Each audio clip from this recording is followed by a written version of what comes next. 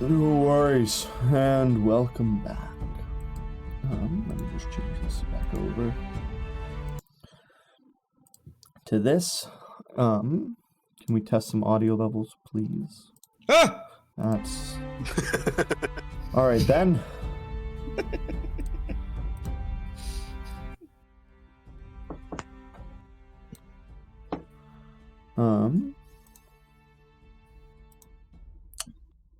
Cool. We'll go with that. So, welcome back.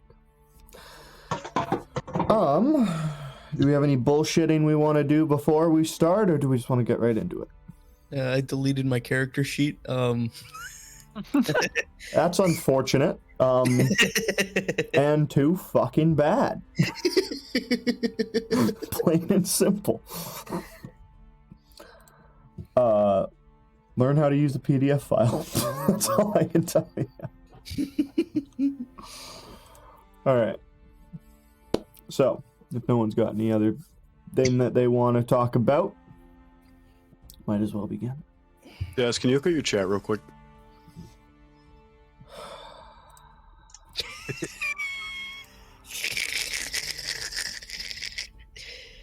Oh, thanks, Swag. Thanks, Swag. I thought it was going to be some bullshit, but no, thank you. I forgot to cancel it, so it auto-renewed. Dude, Thank I you feel for that. the $2.50. I appreciate it. I've only ever subscribed to him like twice, but I've given him like 8. Every month I'm like, fuck, shit. I'm ready for this recap. Ready for the recap? Stop. Oh, wait, no, I'm not even streaming the recap. I was like, stop watching my stream. Because I have the recap pulled up on my thing. Anyway. So, we last left off. The group regathered at the Rebellious Worker, a tavern on the outskirts of Gaidnar. They spent some time familiarizing themselves with some local farmers and found themselves speaking with the bartender. He told them of his alcohol run down to the port that gets ambushed every time. The group offered their services and left the next morning with the cook, Cecil. Once in the port, they watched as little Cecil loaded 20 crates by himself. Once all was loaded, they made their way back, keeping a very vigilant eye out for goblins. After seeing something rustle around in the bushes, they chose to investigate. They sent Cecil into the bushes, where he was quickly knocked out unconscious. The group then investigated more and found about a dozen goblins jump out of the nearby bushes. After 3 of the 4 party members were knocked unconscious, Zag was able to make a deal with the goblins, where they would let him go free in exchange for half of their cargo. He agreed, saved his group, while the goblins made off with half of their loot. The party then decided to dispose of Cecil and steal the cart and horses and make their way... God, I have to fucking say that. The party decided to dispose of Cecil, steal the cart, and make their way to Destamdador. After the 7-week trip, the party stands at the gates of Destamdador. A crystal dragonborn, a shifter, and 2 identical 3-foot-tall goblins. With that, the world is yours. So, what was the queen's name? You don't know. You were never told. You stand in front of this large gate, a large gate with like buildings along the side. Not quite like a stone wall, but kind of just like a wall made of buildings with a large gate. 2 guards standing either side of it, just kind of monitoring the area as you guys approach in your cart full of stolen goods. We've like removed the logos and stuff from the old. Yes, you did. Yeah. You did do that. Okay. Yeah, the city seems pretty nice. We should have came here first. If only someone had hinted at such a thing to occur. It was a side quest. Come on. Yeah, we quest did a side quest where we turned off one of your cities. Okay, you know what? Yeah, cool. All right. The world is yours. It's really not. We only have access to like a third of it now. I'd say you still have three-quarters of the world is yours. Okay. You're not welcome in two main areas.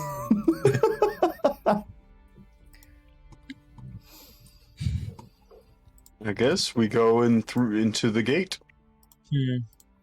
So like, none of us are really down for resting, right? Because we've just been chilling on the cart. Yeah, no, you guys have pretty much.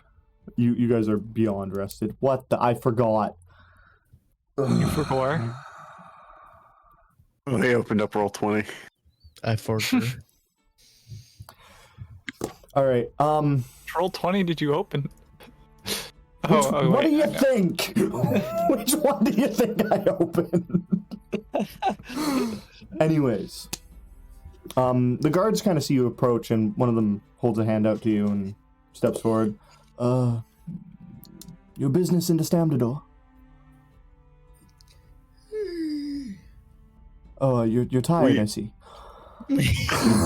We need to speak with the queen. He kind of looks you up and down and turns back around and goes back to the gate. Wait here a second. And he goes and he speaks with the other guard, and you can kind of hear a bit of muttering, but you can't quite make out what they're saying. And then While he's talking to the guard, I like whisper to the rest of the party, "What were we supposed to ask the queen about?" Some sort of shipment. It's been months. I have no idea. you guys Actually, if I recall correctly, I believe when we declined his offer for his job, he said to go search for work from her.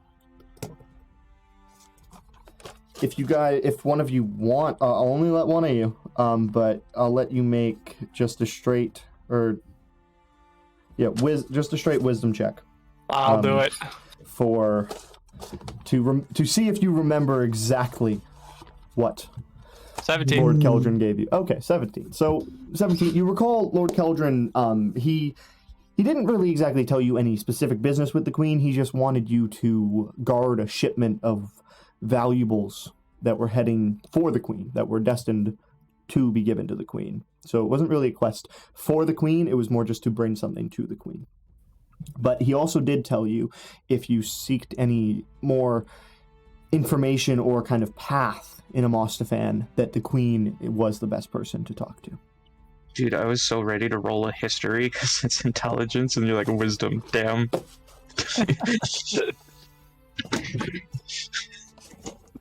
We are pretty good at guarding cargo. We've got a good track record. Oh, do you? Do you have a good track record? We managed to get I this have all a the way great over. tracker. That Cecil guy was kind of a menace. I'm gonna be honest. Man, I can't believe that guy tried to steal our wine. The fuck? As you guys are kind of talking amongst yourself, the guard comes back and he goes, sure, the Queen will speak with you. Please follow me. And he seems very nervous almost and reluctant, but he's begins to lead you within the gates. The gates open wide, and you're let into this beautiful city with carved stone pathways, tall buildings, beautifully architectured, a large fountain in the center of this small area at the front, gushing water. It's beautiful, beautifully Well, that was architectured. easy. It's quite nice. You can tell that a lot of care has been put into this area. You can see just above, at the top of the hill, kind of like the castle. That's large, huge. You can see it it's quite a ways away, but you can see it very clearly. And the guard walks you and kind of leads you with one following behind. They lead you about an hour into the city, up some pathways, and up into what is the Queen's courtyard. You enter. He turns around and he says, this is as far as the cart can come, but if you will follow me." So, did you trade shifts with somebody, or did you just leave that gate alone? I didn't see anybody else coming over there. Oh no, there are There were two of them there, There weren't there? no, the second one followed you. Oh, okay. There are plenty to guard the gate. We exchange. It is actually, believe it or not, it is my job to escort people from the gate to. Oh. So. Well, you're very good at your job. How much you Okay, can pay? well, Sorry, what? Nothing, never mind. you said that we can't bring the cart any further. Can you assure its safety? Oh, certainly. The civilians are not allowed within these walls, or within these gates. I should say. The Queen's Courtyard is probably the safest area in Destandador. Alright. Please follow me.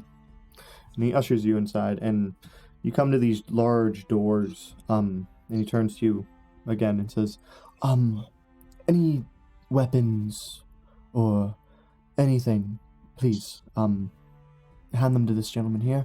And there's a guard there, and he's kind of holding like a large crate. And he just places it down at your feet, and they gesture for you to put all your weapons with them. I will put all my weapons down. Okay. I'll put my two swords down, but I want to try and hide my darts. Make a sleight of hand check. 13. All of them, please. If you wish to see the queen, all of them.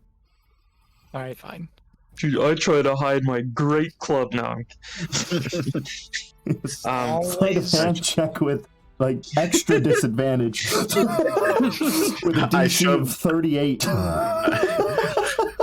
It's not a weapon, it's a tree trunk. Yeah, I put everything down, but I keep the cube that Shorson's kept in on me. Okay. He doesn't really question it. He just assumes it's like a metal cube. It's only about like 3 inches by 3. It's like a 3-inch by 3-inch cube, right? It's not too big. Yeah, it's like it fits in your hand. Yeah. Okay, so he doesn't question it at all. This way, please. And the other guard takes the box and he brings them, and he kind of like brings them into a side room off the side of the front doors, and he leads you inside, and you're met with this grand hall with chandeliers aplenty hanging from the roof, like fresh carved wood with painted ceilings. Utterly beautiful. Just kind of, you stare at it and you have to take a second to just take it all in. And he actually does wait for you. He's used to this feeling as people walk in, as they just take in the beauty of what is the Great Hall. So he waits for you a second, and then kind of, once you are finished admiring the beauty of this architecture, he brings you forth, and you walk down quite a large hall until you're led up a staircase. Grand staircase that kind of tapers from the bottom to the top, and tapers kind of smaller at the top, and then there is a small door which he opens and leads into what looks to be a dining room area. It's much smaller than the hall, but there's a table that's about 20 feet by 10 feet, so it's still quite a large table, and at the back you see what looks to be a female in a large gown, like Victorian-esque style, like massive gown, bright white with purple outlines, ruffles galore, and the hair just ploofed up like crazy. And she just stands there facing the wall, staring at a beautiful painting of the horizon and the mountains. As he leads you forward, the Queen will see you now. Yeah. You just sit there and groan? I like the way you said that. What's wrong? What's wrong, Zag? I don't like the way these guards talk. I'm gonna do my best to do a Zag impression, because Yas can't perfectly mimic voices as well. Yeah, okay. So, there's just 2 goblins just sitting there. Anytime Zag groans, Yask just feels the need to do it as well to kind of fit in. And you guys do approach, and you stand before the Queen, who stands kind of only about 2 steps above you, but higher than you nonetheless, and just continues to face the painting.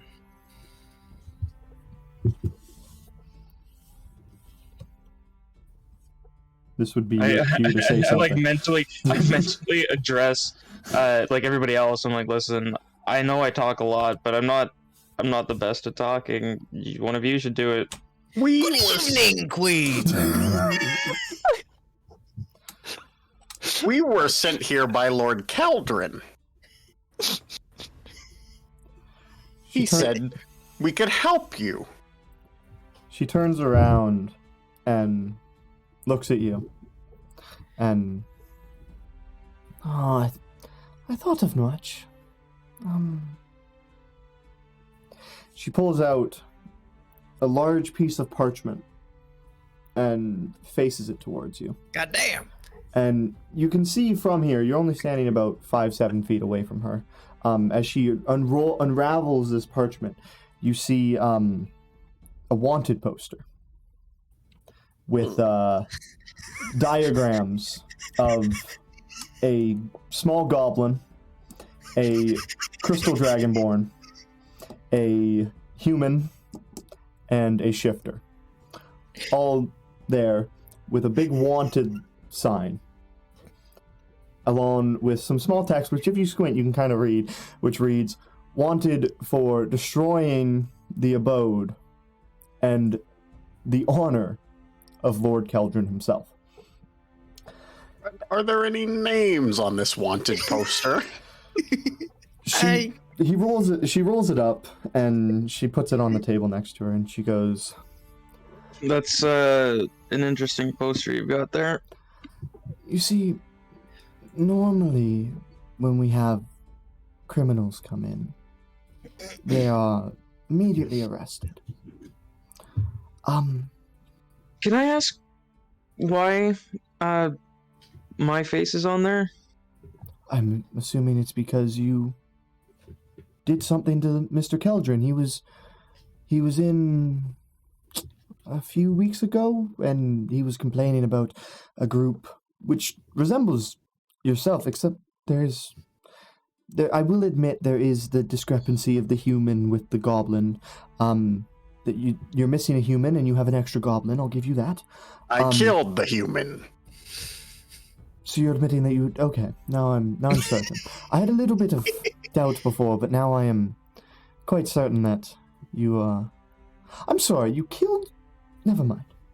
Queen, I forgive me for speaking out of line. No, of course.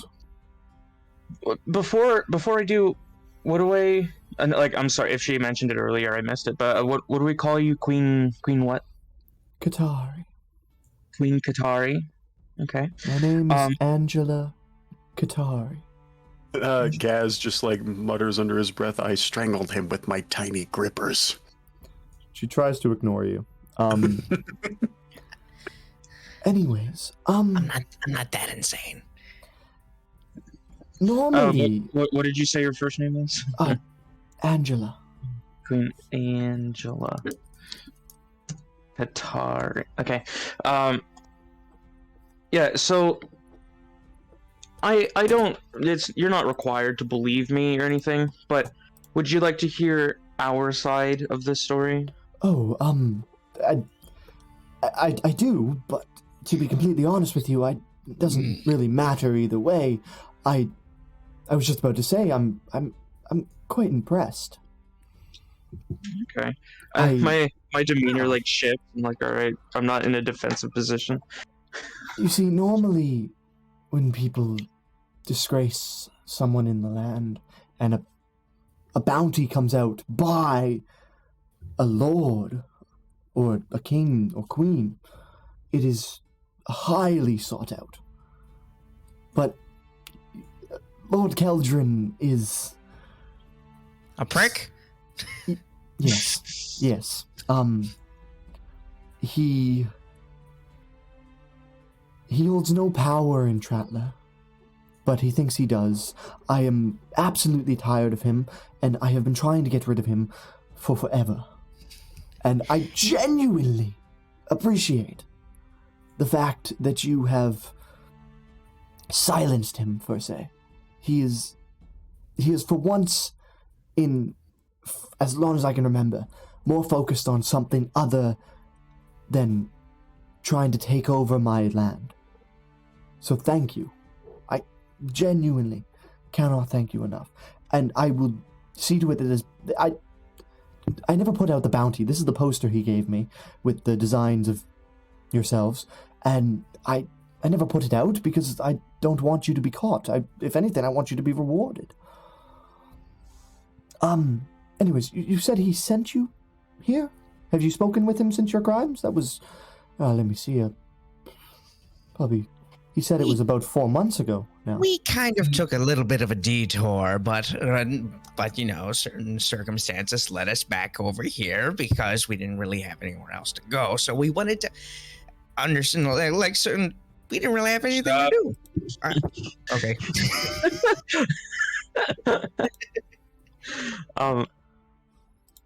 Well, what happened was he wanted us for some job. We were willing to do it, but then he challenged us to a fight, and we... Oh, was it the weapon shipment? I believe it was. Oh, okay. We politely refused to attack him, and even once we made it clear that we had no intention to engage in combat, he started to attack us. So we did what we could to leave, and it did result in some destruction of property. That's what happened, and that's why we left for so long. Please, I'm deeply sorry. Please, and she reaches around behind her throne, and she picks up a chest, and she opens it up, and she picks out a little pouch and gives it a shake. You can hear definitely coin within, and she tosses it to you, Peller. I hope that can compensate for the damages he done to yourselves. Well, thanks. I'll divvy it up later. It's the most I can do. I'm terribly sorry for his actions.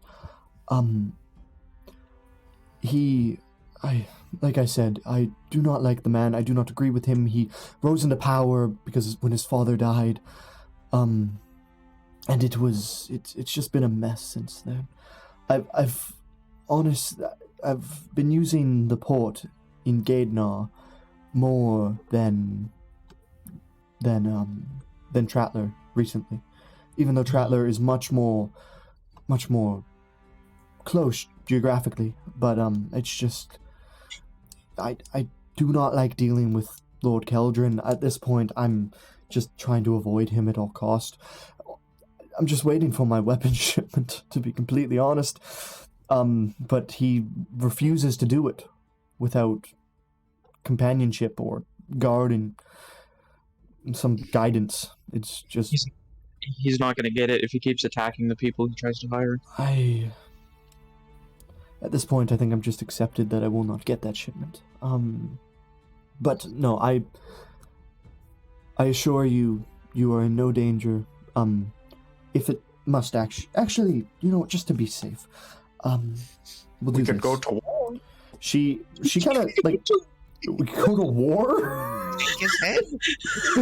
Oh my god. Okay. Anyways, she turns to the side and she pulls out like a table and she taps a button on it and it actually extends up and it like just kind of pops up to like the size of a standing desk, and she just leans forward and begins to pick up a quill, dip it in a bottle of ink, and write on some parchment.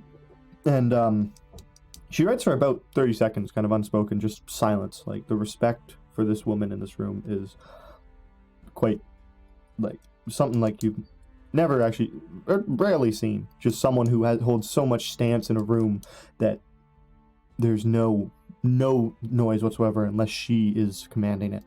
It is quite a sight to see as she writes down, and she writes a letter and then pulls out a piece of wax, holds it above a candle, plops it down, drop on the bottom, and then stamps it down with her insignia and hands it to you. If there's ever anyone who wishes to harm you for these crimes, that is an official pardon by me. no harm will come to you for what you have done. I can So we assure can- you of that. We can walk right back into Trattler and be perfectly fine. 100%. All your crimes in Trattler have been waived. I deeply apologize. But what about the other crimes? Shut up. Other crimes involving Lord Keldrin? We're really good at shipments. Do I'm you need not that? entirely certain on what these goblins are talking about. They Alright. they kind of have a mind of their own. Sometimes Um, they disappear for like a day or two at a time. When you speak to us as a group, you're mostly just speaking to me and Kazuki here. Oh, yes, sorry, I deeply apologize. What are your names? So you are Kazuki, and points to Kazuki. So you are Kazuki. I go by Keller. Hello? I'm Alright. the artisan of the south. Alrighty. You work for... Have you done any work for anyone notable I might have heard of? Honestly, not anybody of substantial power. Although I worked on that ship that came in Okay. for Captain Desan. There are dozens of ships that come and they go every day. I do not know them all, by all means. I prefer to stay humble with myself, and I work for the smaller man, you know. It's always good to work your way up. Everyone has to start somewhere. Anyways, what exactly is your business here in Destamdador? We were hoping you could tell us. We didn't have much direction, and we thought maybe we could come here. At the very worst, we had a seal from Keldrin. I suppose it wouldn't have worked if he had put out a notice, but he wanted us to come speak to you.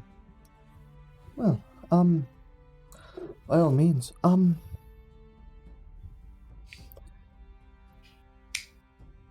how much do you know of Amostifan? None.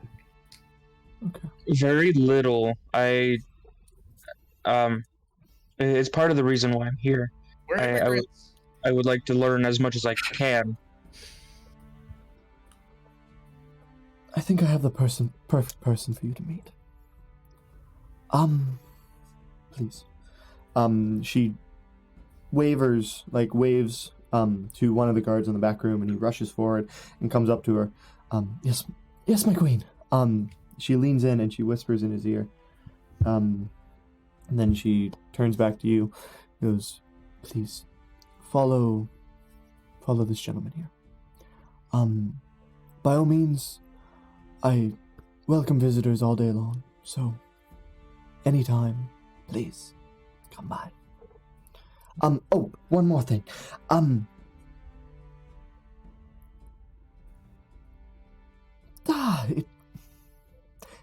How caught off...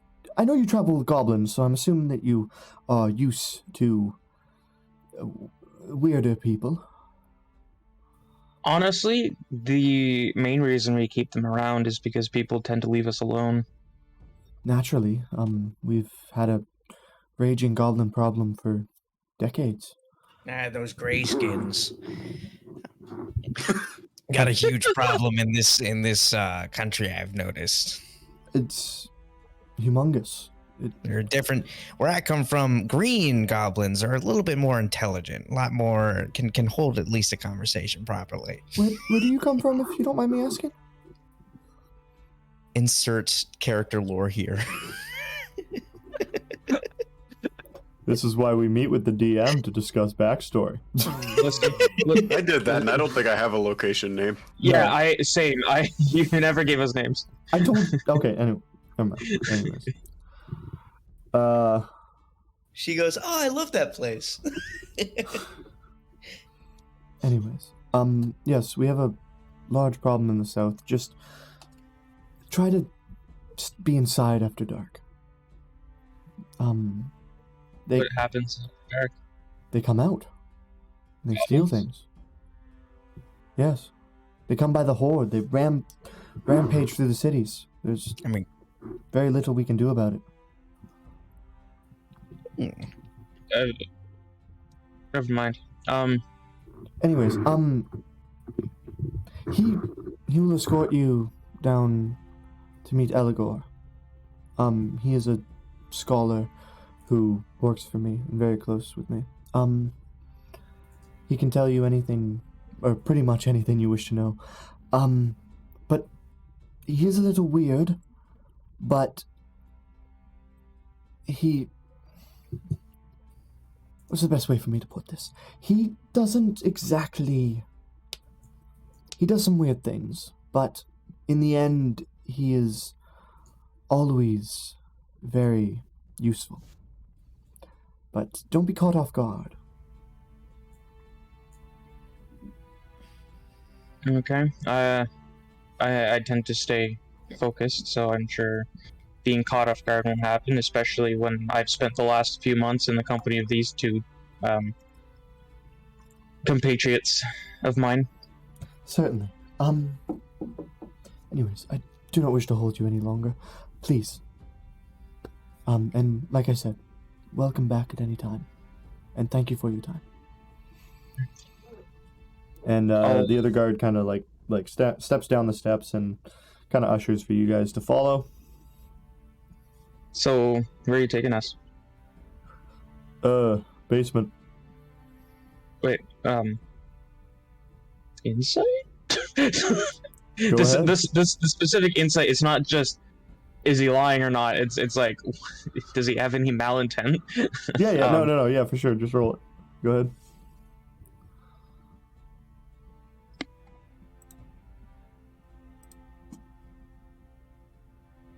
Give me like 4 years. All right. 19.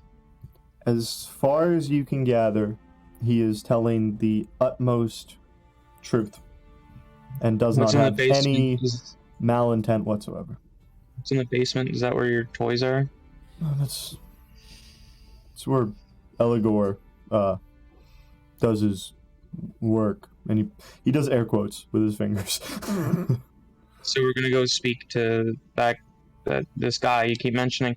I mean, yeah, sure. If you want to know anything about Amostifan, Eligor is the one to talk to. But yeah, no, he is weird. I don't like going down here. Like, if the queen hadn't ordered me, I would not be going down here. And he leads you kind of like off to the left of the building, and you come to a tower that has a spiral staircase that goes up and a spiral staircase that goes down, and he leads you down the staircase. What's at the top? There's a good view up there, but Is it more great wise ones that aren't weird? oh no, the queen only likes to work with one person. Okay. But no, there are a few more floors up there, but mostly at the top it's just a grand view. It's actually. Would you like to? Maybe after we've got Alright. some business. For certainly. And then he leads you down the staircase. You go down the staircase. About the perceptive of you would count about 5 full rotations that you go down. So you've gone down quite a ways down the staircase, and then you get to the bottom, and it's a darkly lit kind of dungeon type area. It just looks very odd, and he turns to you and goes, "Don't mind the decor. It's just for some reason Eligor prefers not much light. He's a very odd individual." Okay. And he leads you forward, and you come to a wooden door, and he knocks on it, and you just hear. You don't really hear a response from it. Then he turns the door handle and he opens it up, and you're opened up into this room with a beautiful stone carved table with maps and different tools of different sailors' tools, things that you would have been familiar with being on a ship, different map making tools, and different tools used for tracing geography and lands. The walls are lined with drawings of different mountains and maps of the world, different just papers all over the place. You can tell that this is an area of research. And in the back, hunched over in the corner, working on with his hands kind of like flying all over the place, working quite quickly, you just see a hunchbacked man kind of lean down all in the corner. And the guard goes, "Eligor, visitor sent by the queen." And he ushers you inside, and he closes the door behind you, and he disappears. And what you see is, as he turns around, you see a human-looking man with a large hunchback, his teeth kind of like all over the place. His hair is really scraggly, and he just kind of like waddles over to you and just like looks up at you. He's only about 5 feet tall, so he's taller than the goblins, but not than Kazuki and Peller. And he kind of looks up at Peller and goes, "Oh, where do you come from?" I put up my hand. I say, "My name's Peller. I can tell we're going to be great friends. Tell me all about this place." Nice to meet you. And he puts his hand out and shakes it very vigorously. And then he looks down at the goblins and goes, "Green, all right. You're good." He laughs like very... Your racism is racist? He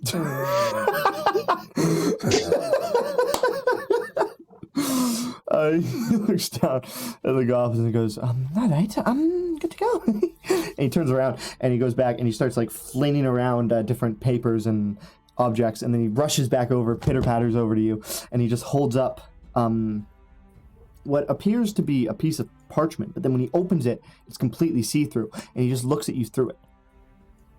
Oh. And he like moves down and he looks at your hand and he goes, "Oh, you're a cobbler, aren't you?" I'm a what? A cobbler. You work with shoes. Yeah, I it's one of my talents. I can tell from your hands. the way that they crack and the way that they move. I can tell. Yeah, it's a hobby of mine. I also work with various leathers. I mess with stones and jewels. A man of many talents. Lovely. Oh, do you wish to learn more? Of course. Well, come. And he grabs your hand and he just kind of pulls you as he hops over to a table. And on this table is what resembles the shape of Amostifan based off what you remember looking at the map that you have. But there's no mountains, no craters, no anything on it. But there are lines drawn through it. He goes, look, this is what I've been doing. I've been working. So it's not topographical. What is this? These are the secret caves. This is a load of barnacles. Hey, you shut up. This guy is a master of his work. This is I've been studying the landscape and how the different areas grow, and I believe I've seen a pattern kind of erupt. And it's I believe that there are different cave systems that run along these lines based off the way that the ground kind of grows.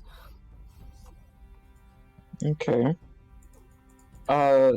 Is when I look at this, is there like anything of note near Aidnar? Like because of how the ground kind of like was raised? When you look, or make a perception or an investigation check on it. Alright. I'm good at those.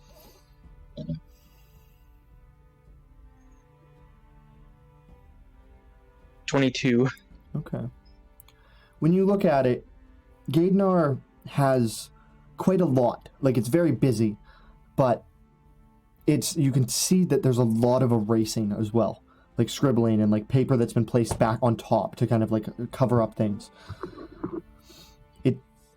It's weird. It stands out from the other areas. It doesn't look the same. So Gaidnar's been changing? Oh no, Gaidnar is I have a theory on Gaidnar actually. Well, first off, how much do you know of the legends? I would say just about 0, unless some of these 3 others know anything. How much do you know of the Titans? Well, I know some things about Titans in general, but I don't know anything about them, like, as individuals. Alright. So I guess we start at the beginning then. Alright. So long ago. There was this one boy named Aaron Yeager. No. No, there wasn't. Fuck you. So, fuck you. So, long ago, there was the trees. Do you know of the trees? Have you heard of the trees? Have I heard of the trees? Is this any old tree you'd find out in the wild, or? The trees of power. Gaz, you were gonna say something? I've seen a tree before. Oh, you've seen the trees? Yes. Oh, they're they're majestical, aren't they? They sure function. Which one did you see? It was green. The leaves were green. Where was it? Where was it? Where was it? It was outside. I think you might be talking about, like, just a random tree. I know what I'm talking about. Okay, continue. I'm not telling you. It's too important to me. Wait, but where? Where? Which one? Which one? If you pay me. I don't talk for free. Make a persuasion check.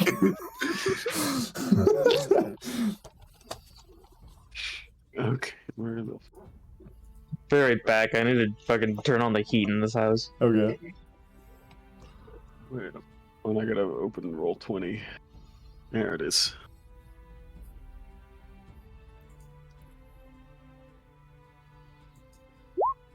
$14. 14. He looks at you and he goes, the queen does give me an allowance, I suppose.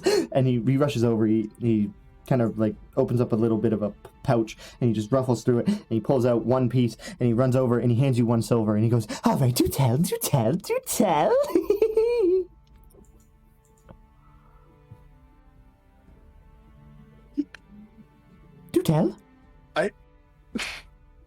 Do tell. If you exit the city, you can find a town called the Stamdador. And just claim, all you have to do is walk into a tavern and say, I killed Cecil, and then the tree will sprout out.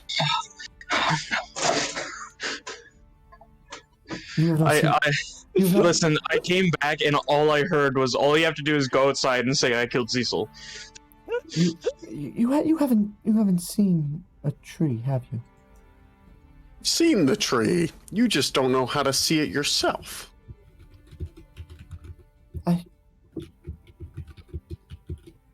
I'm sorry. If you're going to, if all you're going to do is lie to me, I don't think that I'm many of use to you. Okay. And I slide the silver into my pocket.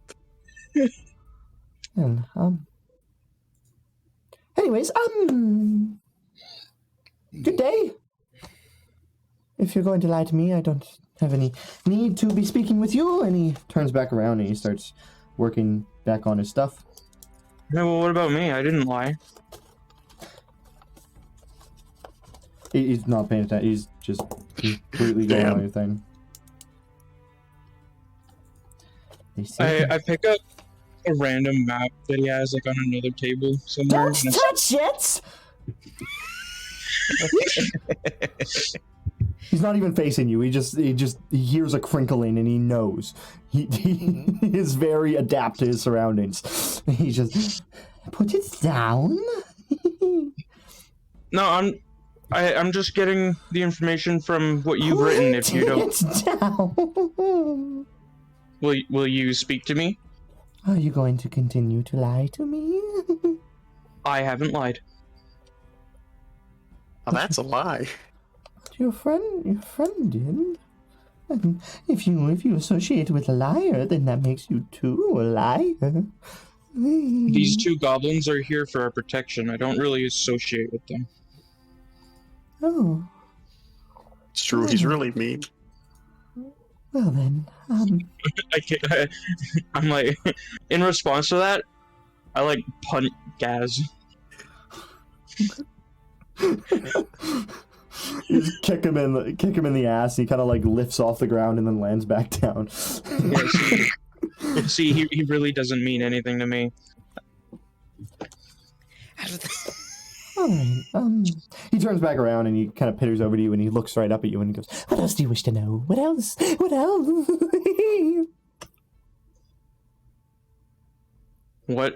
How many billions of tons of manganese ore is there in Amostifan? 1 second. And he runs back around and he picks up a notepad and a book and he just starts flipping through it and he's like, have you guys ever seen Short Circuit? Anyone? No, I haven't even heard of it. Okay, it's an old movie. Anyways, it's about a robot, and the robot reads so quick, and like he flips through the pages, and then you can flip through like a 1,000-page book in like 5 seconds, and he flips through every individual page. He starts kind of doing that, like he's flipping through it very quickly, and he just and he stops, and he puts his hand down on the book, and he pitters back over to you, and he just holds it up, and he goes, "Here, these are my calculations." And you pick up the book and you look, and he actually has mapped out Amostifan with the word manganese at the top. And he's mapped it out, and there's percentages all over the map of where there's different sources within the rock. Is that to your liking? Is that to your liking?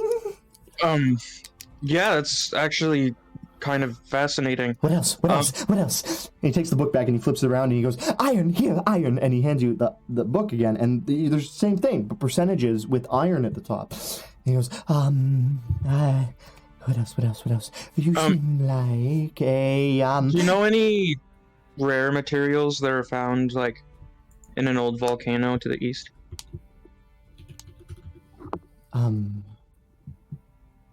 Well, I've heard of a second volcano, but I've never been myself.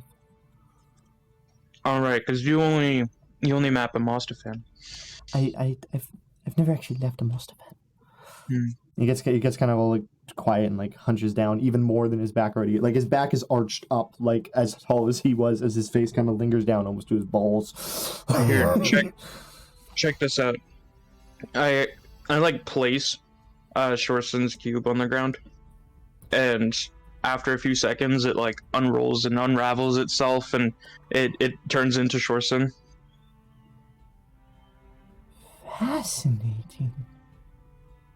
Yeah, I made that myself using a rare material that I found in. Well, I didn't find it myself, but one of my masters gave it to me. He's doing circles around Shorson, kind of like inspecting him, like going quite quickly, like just kind of like stepping and pitter-pattering around Shorson, going very fast, just like circling him, and goes, "Oh, well." I can't really get him much bigger than that because I have the material. Wondering if you could like point me towards more. Do you know what it's called? I'm not entirely sure of a name. I could probably explain its composition to you, I guess. Yes, please do. I will write it in my book. And he starts rustling through papers. And then he picks up his book and he grabs a quill and he's ready and he's waiting. So my my character with the 20 intelligence and proficiency in fucking jewelers, he says what he knows about it. Okay. And he like rustles through and like writes down a bunch, and then he goes, 1 second, and he rustles around and he's holding the book up like above himself, like kind of like up, and he's like reading through it and like reading through other papers he's got along the wall. And then he comes back to you and goes, I think I know what you speak of. Is there a name for it? Ameridian. Ameridian. It's a very rare mineral. I only know of one source within Amostifan. Where is it? It's kind of being guarded. It's hard to explain. I don't know if you would be able to actually achieve it. Okay, well, let's put a cork in that for now. You were going to say something about titans and trees. Oh yes, no, titans and trees, titans and trees, titans and trees, titans and trees. So long ago, the 4 trees of power were sent down by the goddesses, but people ravaged them and came to them and broke their branches off and tried to plant more trees. And so the goddesses, they sent down the titans to guard the trees. The titans that stood hundreds of feet tall, that could guard the trees and lived in the lands of Amostifan. But not actually too long ago, there was the Great Eruption, where Mount Gorno, the tallest mountain in the land, the top blew up and was flung across the world and landed.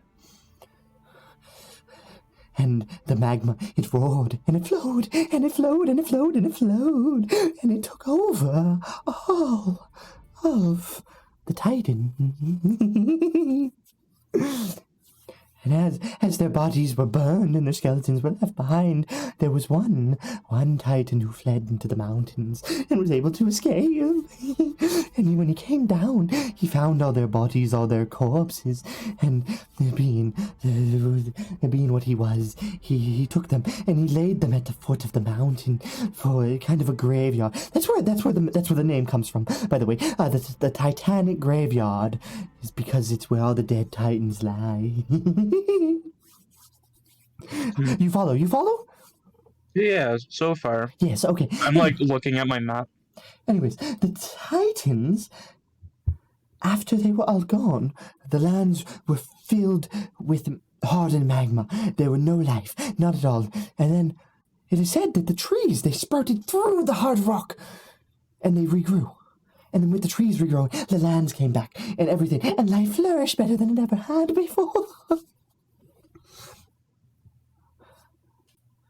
Okay, so where are these trees now? Sorry? You said these trees, they regrew. Where are they? Do I tell them? Do I tell them? Do I tell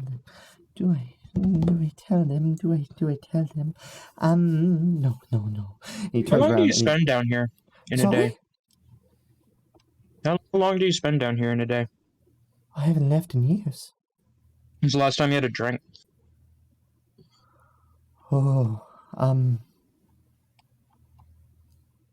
that is. It's been a while. Well, how about you tell us more about these trees over a bottle of wine? And I pull out like 3 bottles from under my coat. Ooh. He snatches it from you and he pops the cork open and he just gives it a big sniff.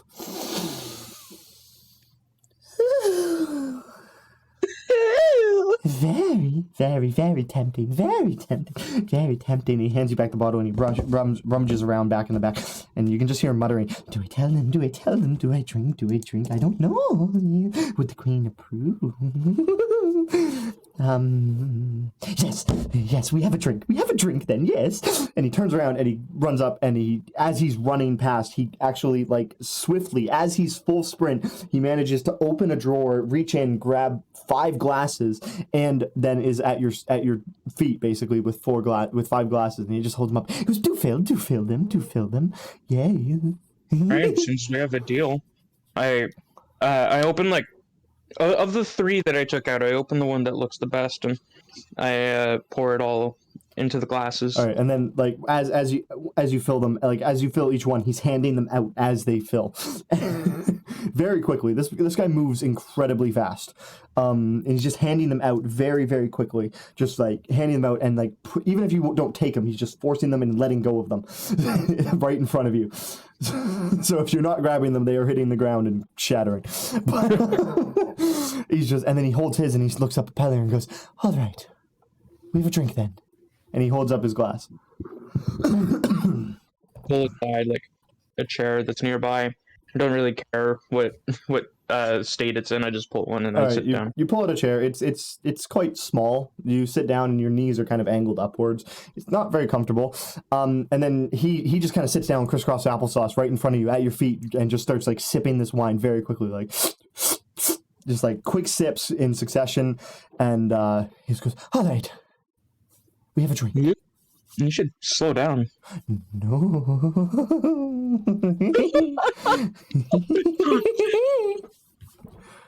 Anyways, so.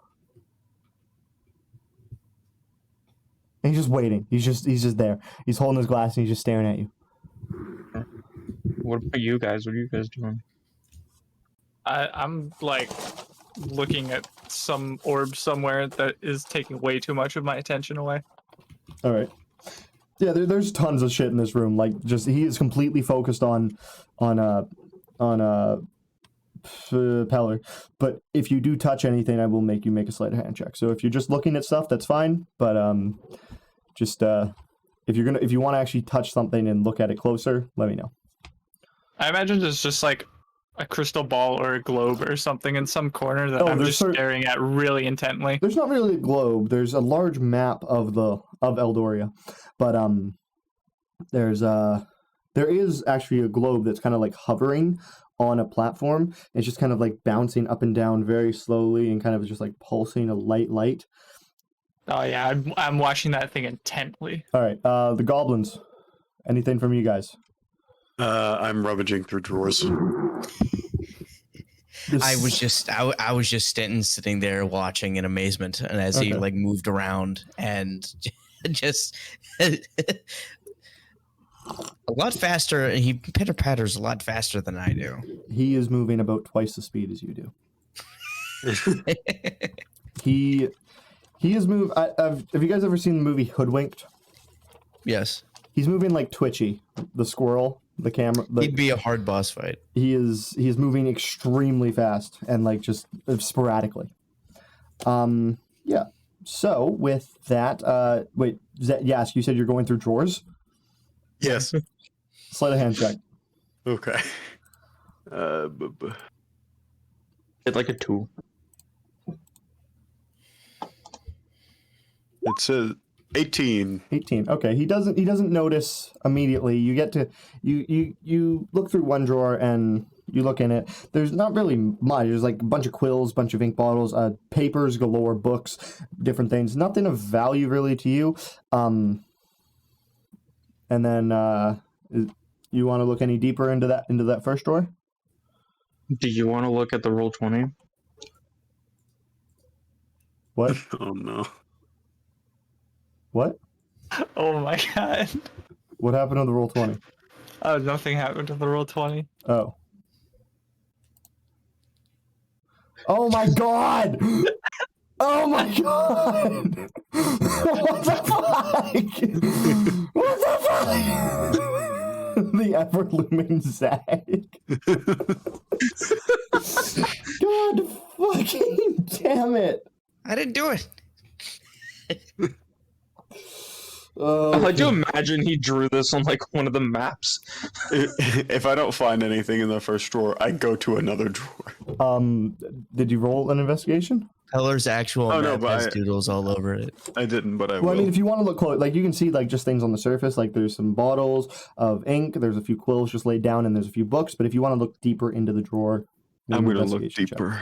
Okay. 21. 21. Okay, with a 21, you look in, and at the back of the drawer, you can see a few kind of like pouches. And then as you kind of like ruffle through the pages, this is all just like doodles and not drawings, but like notes, like very sporadically notes, horribly written, barely legible. Most of it actually isn't legible. Just some of it you can make out like just some words. And you just kind of like look through. There's a notebook in there. It's about probably the size of a small like cigarette box. Like it's just very small notebook. And as you kind of ruffle through that, there's some pages and just different doodles of different areas and different names of certain things just written down.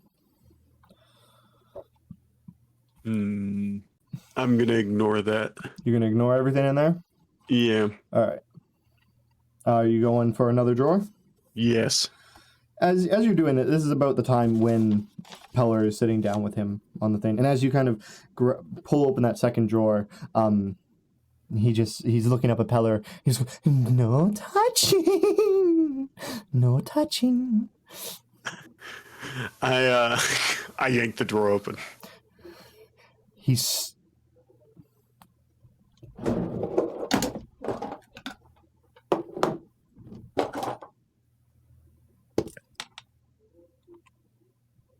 Does a 17 hit you?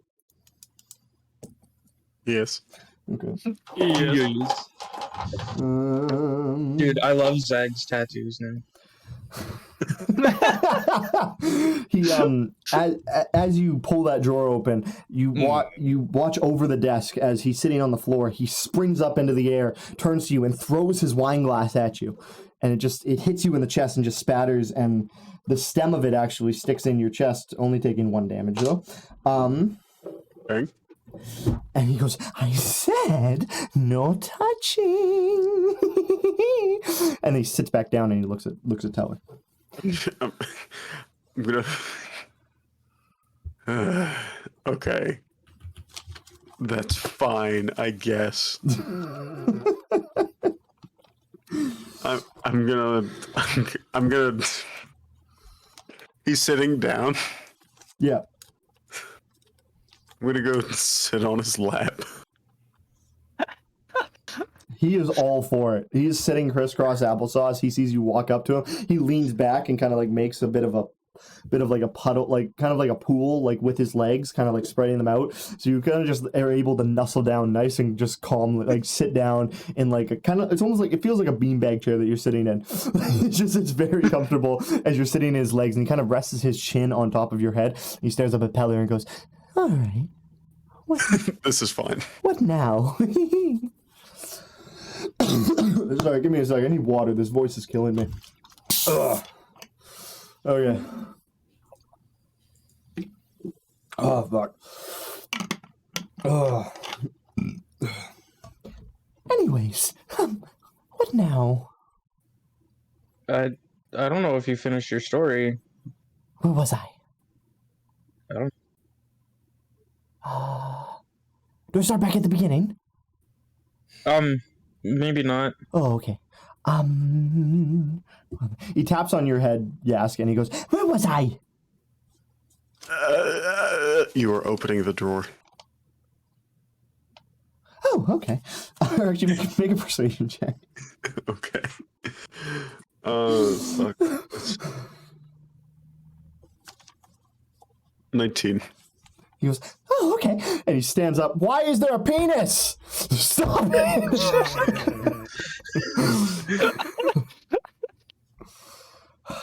Why is it in green? It says I'm in green, but I actually didn't draw that. You can change your color.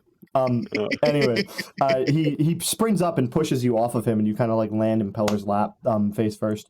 And he springs up and he runs around behind the desk and he pulls out the drawer and he looks at you and goes, "What was I grabbing?"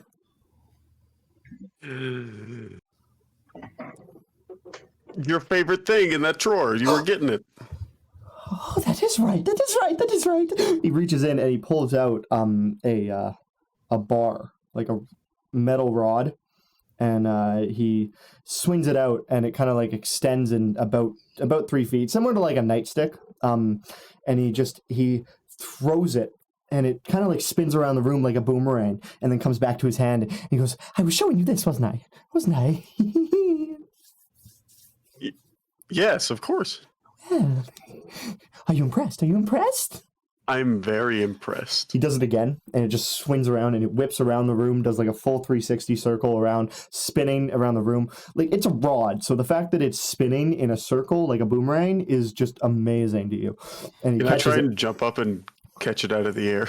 Make an acrobatics or athletics check. Just acrobatics, sorry. Okay. 18. He swings it around, and as it's spinning and spinning and spinning, because he's already done it once, you kind of watched as the path, and as he did it a second time, you jump up and you grab it and you catch it, and you actually make a dex save for me. Oh. 13. Okay, so you hold on to it, and it keeps spinning around with you on it, and you're just doing circles with this thing, and it comes back to him, and he grabs it, and he holds you up, and you're actually surprised that he can hold up your weight, but like he's holding you and the thing you're kind of dangling from it, and he pulls you in real close. Your face is like right up with his, and he goes nice and close. I said, no touching. And he kind of shakes you off, and you just kind of fall to the ground, and then he closes it up and he puts it back in the drawer, and he closes it, and he pitter-patters back around, runs back and sits down in front of Peller, and he goes, "All right, story time then." Anything else that anyone wants to do real quick? No. I'm still looking at my orb. Okay, cool. So with all that, why? Germany. Why? All right. Anyways, what the fuck? Who's doing this? I don't know. I don't know what page. I honestly don't even know if I want to look at this shit anymore. I'm gonna go. It's fucking. Here, you guys can go back here. What the? Fuck. I don't. Create new page. I just want to go to a blank page. There we go. Okay. Oh, you're giving us a fresh canvas? No, I'm giving you guys back your old canvas. I'm gonna sit on a fresh page. Who the fuck is doing this? Who do you think it is? It's not me. Who the fuck? Of course it is. It not? It's not. The fucking the racism? No. Oh, the racism isn't you. Okay, sure. Anyway. I'm a goblin. Roll a deception check. Yeah, roll a deception check on your DM. What? Anyways, he sits down with you, Peller, right in front, and he just stares up at you and goes, the trees. That's where we were, right? Yeah. Okay. First, more wine. You want another bottle? I don't have a glass anymore, so yes. Well, actually, would it have taken the full first bottle to do all No, the about half of it. All right. Well, then I used the first one, and I topped. Okay, he just grabs it out of your hand as you pull it out, and he just starts sipping from it. He goes, anyways, the trees. You ever taken body shots? The trees? What did you wish to know? Where are they? Oh, that information is quite. Actually, speaking of where things are, Kazuki, where are you from? I haven't seen anybody who looks like you before. I'm still staring into my orb.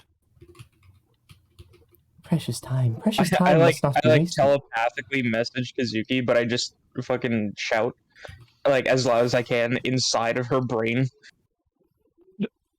Uh, yeah, I'm startled and I jump like 4 feet in the air, probably into a bookcase. Fuck, dude. Kazuki, hey, I asked you a question. I didn't hear it. We were talking about where things are from, and I realized that I've never seen anybody who even resembles whatever race you are. Where are you from? Oh, I don't even know what the continent I'm from is called.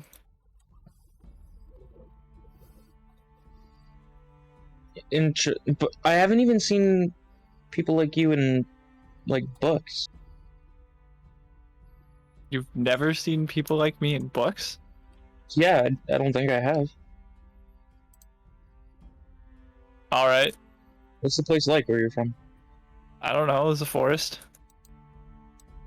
Okay, whatever. Was there a tree there? Was there one of these trees he's talking about? There were many trees. It was a forest. This is a special tree. You would know if you There saw were- it. You would know There if are you a saw lot it. of special trees where I was from, just saying, but you know, How special? they're pretty special. How special? Special. It's pretty special. How special? I don't know. How special is a normal tree? Man. Like on a scale of 1 to 100, how special is a normal tree? 17. That's about right. These special trees were like 40 then. Oh, well, my special trees are 112. No, that doesn't work because that's not on the scale. Exactly. No, that's not how math works. These trees were sent down by the gods. He doesn't know how to count, guys. Aren't you a scholar? Shouldn't you know how scales work? I do. If you had ever seen these trees, you would know what I speak of. Clearly, you have never seen one. Anyways, where were we? Where were we? All right, I'm gonna go look at my orb again, Okay. and then I stare at my orb. So you continue to get lost in your orb, and he just stares up at Peller and goes, "Do you have a map?" I do have a map. Are you gonna mark on it? Let me see. Are you gonna mark on it? Do you want me to? I'm not sure. Answer my question. What do you want? What do you want to know? I've already told you. You know what? Look here. Take it. Just don't ruin it. Okay, alrighty. He looks at it and he pulls it out and he goes, "Oh. Well then,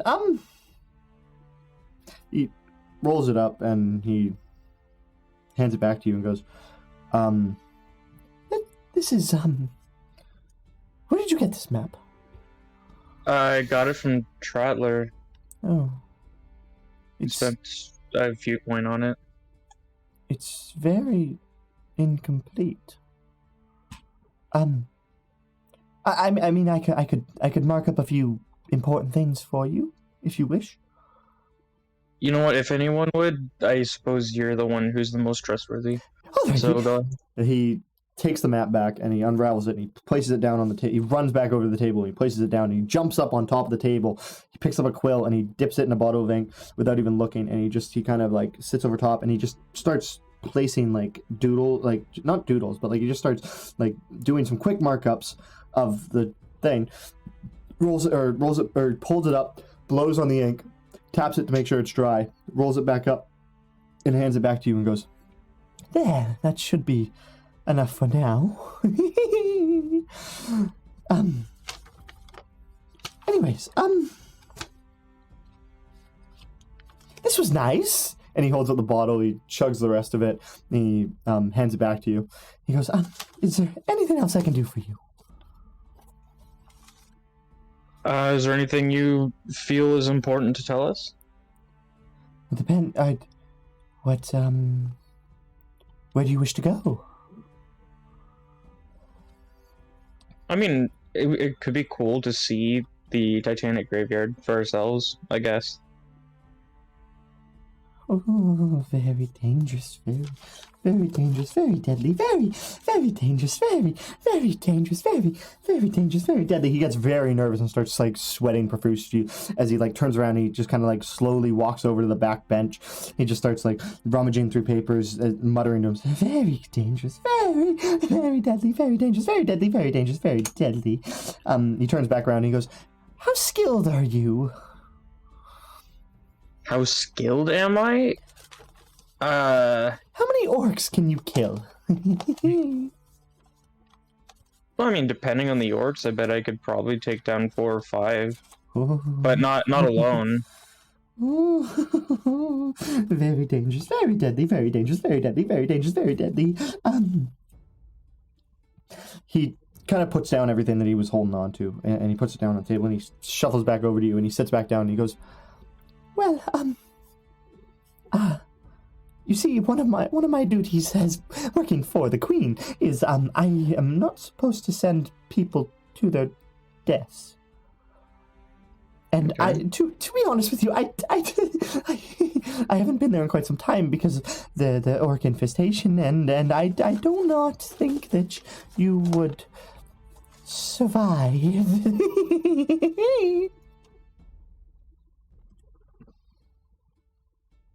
Okay, well, Oh, what? Do you just want to see it?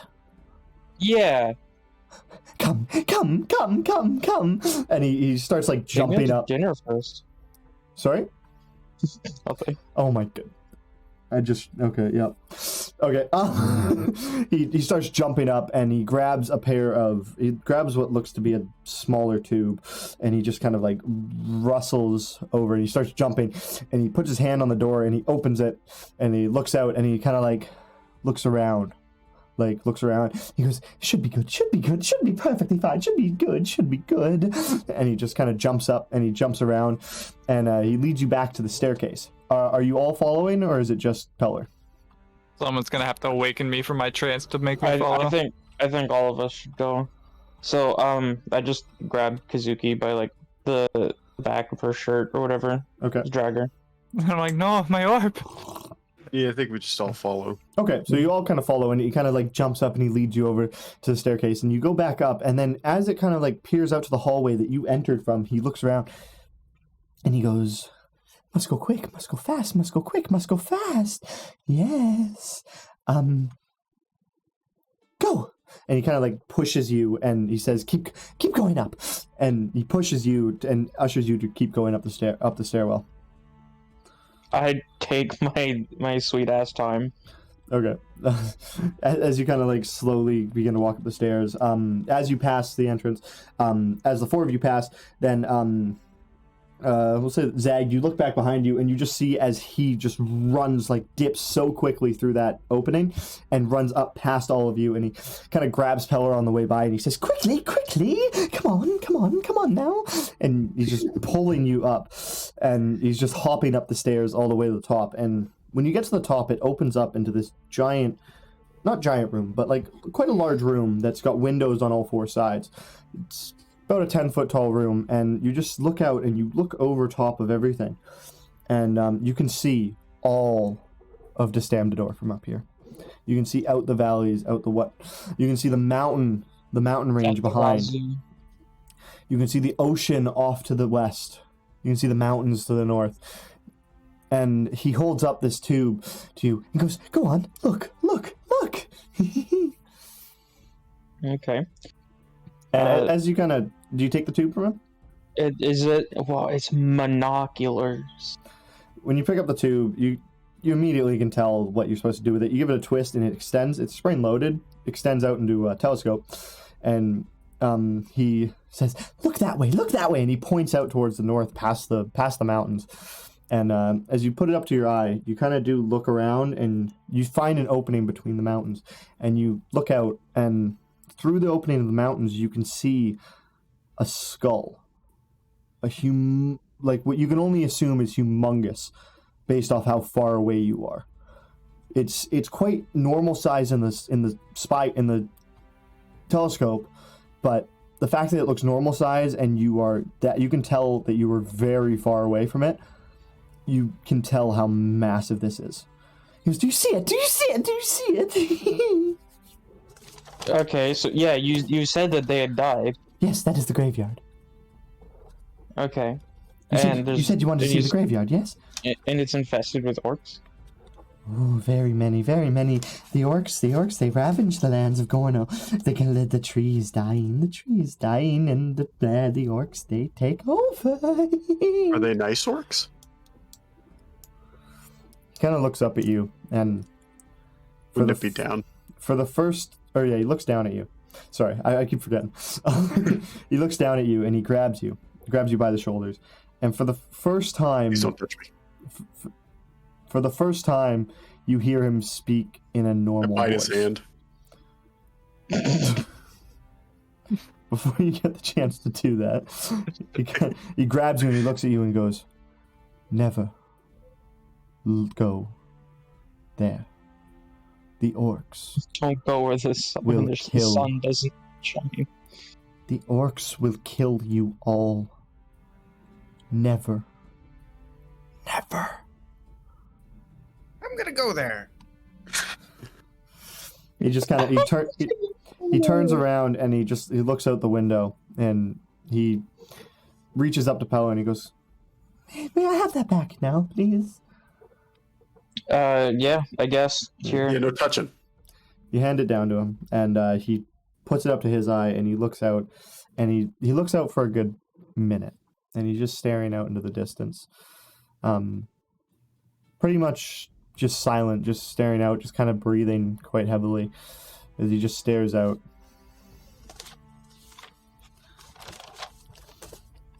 Minute goes by. So, we still... he wrote on my map. I want to look at my map. Okay. I whisper over to, like, Kazuki. I'm like, hey, you should push him out the window. I feel like that would get us in trouble more than we already are. Oh, we have the pardon. We have what? We've got the pardon, don't worry. I thought... Listen, Oh, I don't think the pardon helps with killing the royal scribe or whatever. Hey, this guy's weird. He's pretty weird. listen, he's a master of what he does. Don't talk lightly about him. I'll talk lightly about him all I want. You snout-nosed. Oh, You damn. want to finish that statement? Oh, there it is. There it is. That really grinded your gears for a second, didn't it? You had to think of that one. Listen, I'm proud of you for learning more words. Hey, Peller, you push him out the window. I just imagine Peller like he's just like, all right, bye. While Jazz is getting this map for us, you guys like the message that's on the Roll20? Yeah. It sucked. I don't understand. Suck my incredulous orangutan's morsels of pinecone.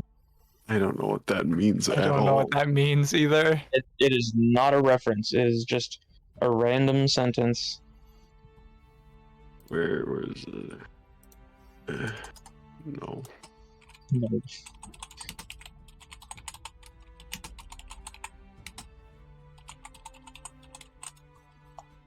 Okay, sorry, give me a sec, it's just drying my ink. You know, if you guys wanted another canvas, it would be pretty simple to just do that. Just do what? Hmm. What did you do? You could also you put a white square over, I see. and look, now it has a border. Well, at least up to there. Oh. But now we're missing all the other ones. Can I control Z? I can't. Fuck! I forgot my Discord Nitro ran out. Shit. Oh, I can move my drawings though. It's too powerful of a file! Shit! You can always just like screenshot it and send us a screenshot. I think that's what I'm gonna have to do. I am gonna redo my Discord Nitro pretty quick, so I will be able to get it to you in a sec, but Not right now, but like maybe tomorrow. Copy, Control C, or Control V. There. That's the best I can do for you right now. Okay. X. By this time, as you kind of look at the map, he lowers the spyglass and he goes, all right, back down to the basement. And he just starts hopping down the stairs.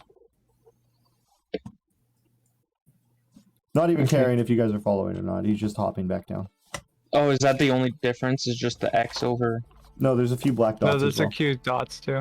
Oh, I see. There's one there, and the next. Well, that's 4. All right. I only see 3. There's I one. see 1, 2, There's one over the slag. 3 slag. Yeah, there's one under the volcano. There's X over the forest, and there's one like. Oh, I didn't realize we were counting the X. Okay. 4 total markings on it. Gotcha. I see them all. All right, we've got divine beasts to go to. As he goes down the stairs, as he goes out of reach, you begin to you can kind of hear him just muttering to himself, so long ago, so long it's been, so long it's been, so long ago. And then he goes out of your shot, and you can just hear kind of like hopping down the stairs. So you guys stand atop the Grand Tower. God damn it. What? Swag Y. What do you mean? I hate you so much. Anyways, what do you guys want to do? Well, so we're definitely going to that place he told us not to go to, right? So we could get slapped around by giants like baseballs? Absolutely not. Where even is that on the map? I don't even see it. I'm pretty good at stealth, so I could probably get past these You guys were looking through the mountains at one of the skulls in particular. Through the mountains. One of the skulls. Okay. Yeah. The So- dead cliffs. Yeah. I think we really want to go for that black dot that's behind the skulls. Or you know, we could go to the one on the island closer to us that's like not in a valley of death, but you know.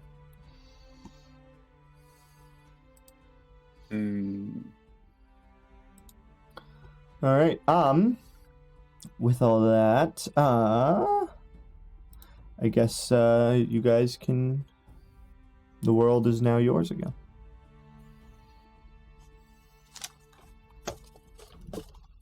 Five-Finger Isle sounds nice.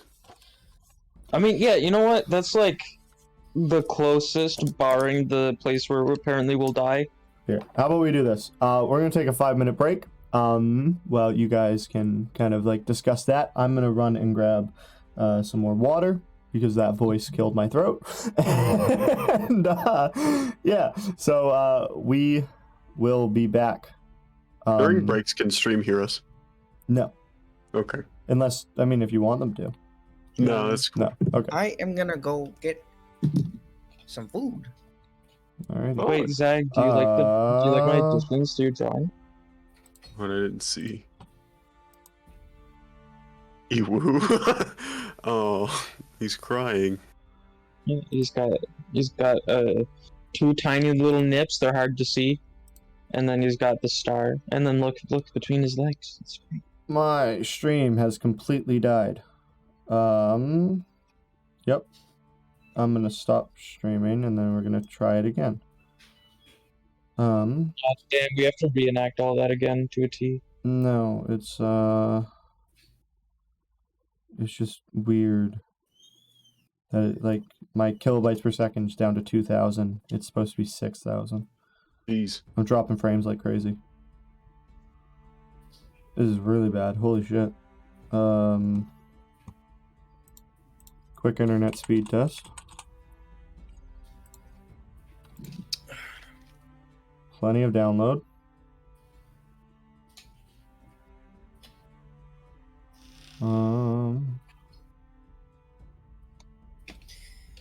Upload. Where'd all my upload go?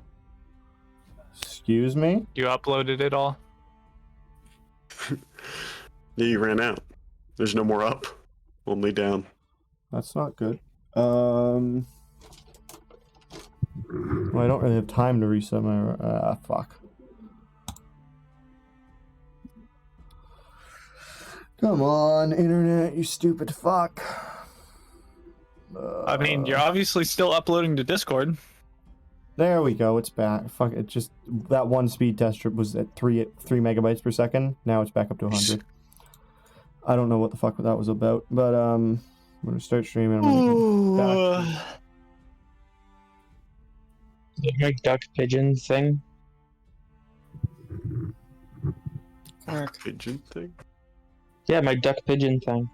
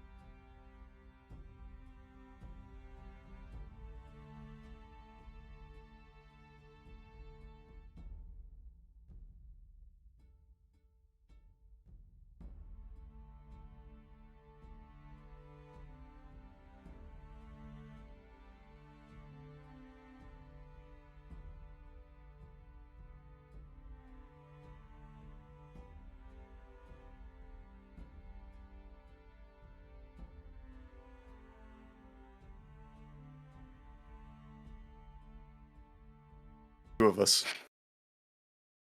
Doo-doo-doo. And we're back. Let me just change this real quick. There we go. All right.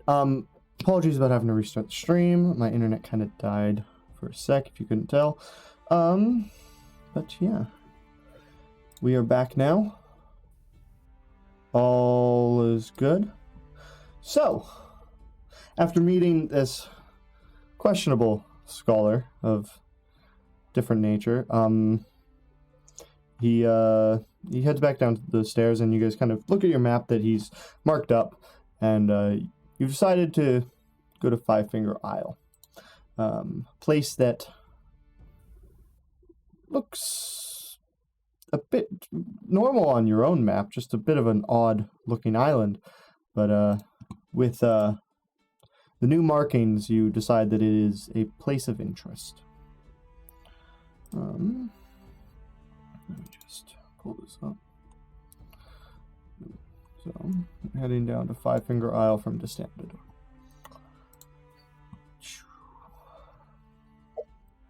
Anyways. So, you guys are in the tower. Go ahead. Are you just, like, exiting? Just no... Alright, I light the chargers at the bottom of the tower.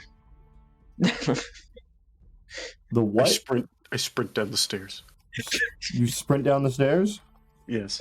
Because I like the charges and the tower's gonna fall. Are you actually? There were no charges. I don't know what you have on you. You could have placed some or something. I don't know. Yeah. I would have Anyways. had to tell you first. Yeah. Yeah, I know, but you guys don't have the best habit of telling me things before you do them. So. Listen, you guys lead the way. You know, you just gave us our break, but all of a sudden, now that the break's over, I'm like, oh shit, bathroom time. Lovely. Maybe no talking about Pokemon during break time next time? I'm sorry, am I getting paid for this? For what? Then I don't remember. For talking about Pokemon the entire time? Yeah. Am I getting paid for being here? That was during the break. We could do what we want on our breaks. What? We found out our location. That is all you asked of us. I did. But Yeah. okay. I genuinely am confused. If you gotta use the bathroom, I guess use it. Go for it. I'm not gonna make you piss yourself. Wait, did someone say they have to use the bathroom? Now I understand why you're saying that. Never mind. Peller is gone. Is not here. I thought you were just actively pissing. No. Yeah, I don't know how I missed that. I'm sorry. No, it's fine. It's fine, you know? I'm not mad. I'm just disappointed. Be disappointed then. What can I say? Alrighty then. Yeah. So...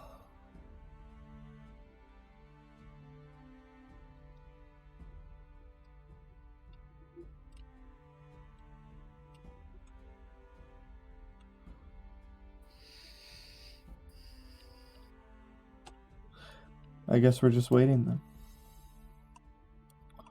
Yeah, I'm looking at more artist renditions of these Pokemon. Okay.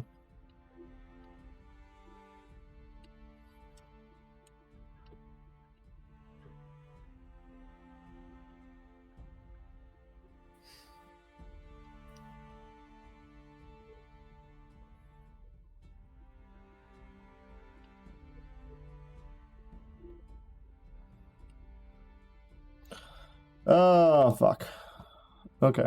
I genuinely don't know even know what to fucking talk about right now. Just trying to figure this shit out. So what do you guys think of Elegor? God, what is that? I don't even want to fucking know. It's everything. What the fuck? What the fuck?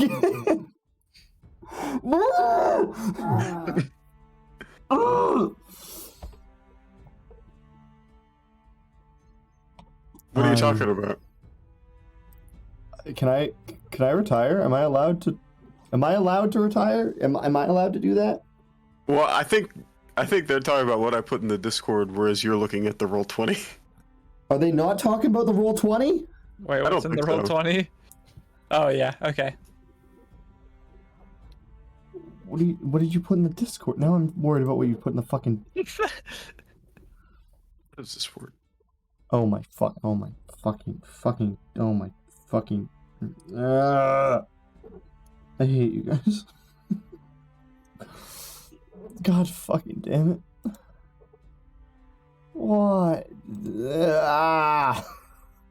I'm so disappointed. Fuck, Peller, hurry up.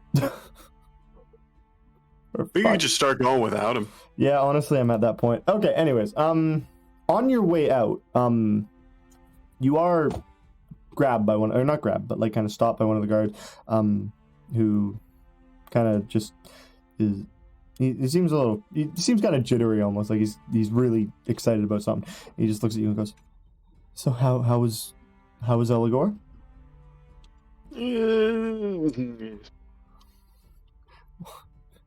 He was a character. Oh. You know, I'm sure the Queen wouldn't mind. Come with me. And he leads you back into what was the hall. Oh boy, here we go again. And he goes,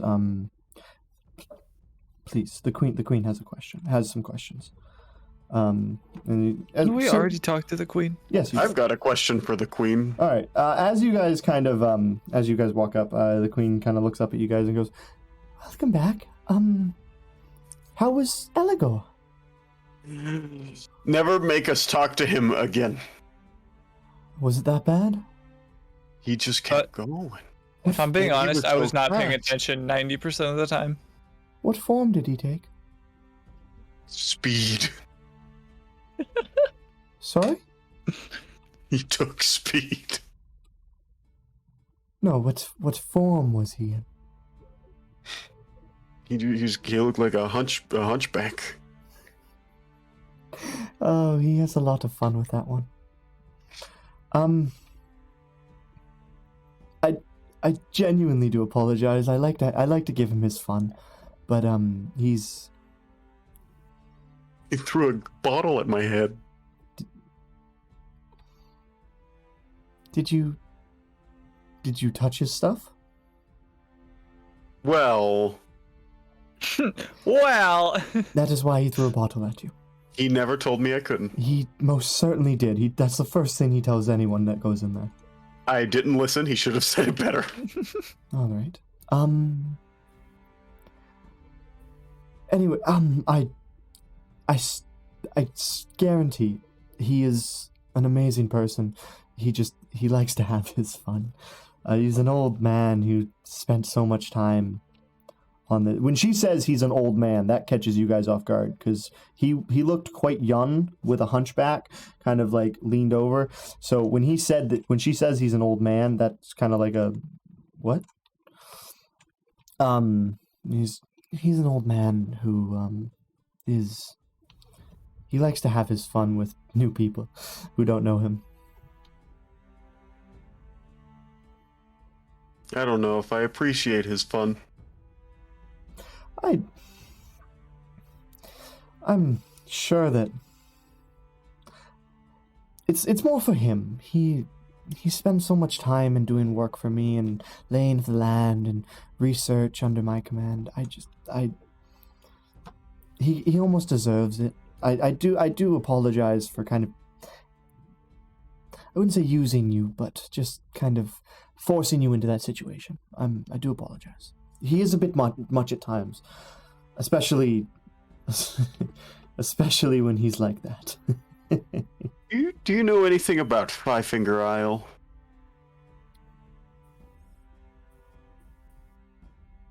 Make a persuasion check. Okay. I thought you're the only one who's done anything this whole fucking. Yeah, I'm the only one who's been rolling. You're the only one doing anything, pretty much. Like Peller's asking questions, you're trying to get information from people. I'm just kind of here. Fair enough. 7. That's a really meaty 7. I think it's best to be discovered on its own. There's no there's no danger there. No worries whatsoever. But the true beauty of Five Finger Isle should be experienced on your own. Right. I'm sorry. Just one more question. I will let you go. I swear. How informative was Eligor?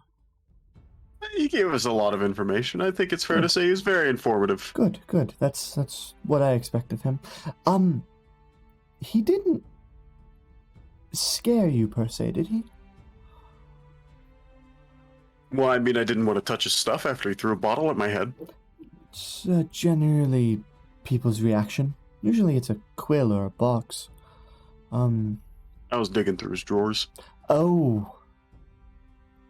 Yes, no, he doesn't. He doesn't like that. He really does not like that. Would he let you dig through his drawers? No. No, he would not. Would he let himself? To be completely honest with you, I don't think so. Okay. He is very particular about his drawers. I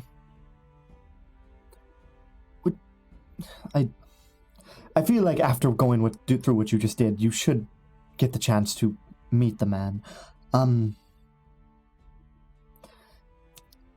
She lifts her hand up and kind of signals for a guard to come over, and guard comes over. And she just whispers. She doesn't whisper to him, just quite loudly. She goes, "Go fetch Eligor for me, and no. There's no need. Make sure he's in his true state." And the guard goes, "Yes, my queen." Runs off. I feel like you deserve to meet the man. He's I swear he was just having fun. He's one of my favorite people that I've ever met. That's why I work so closely with him. He seems like he works really hard. He deserves to rest right now and not talk to me.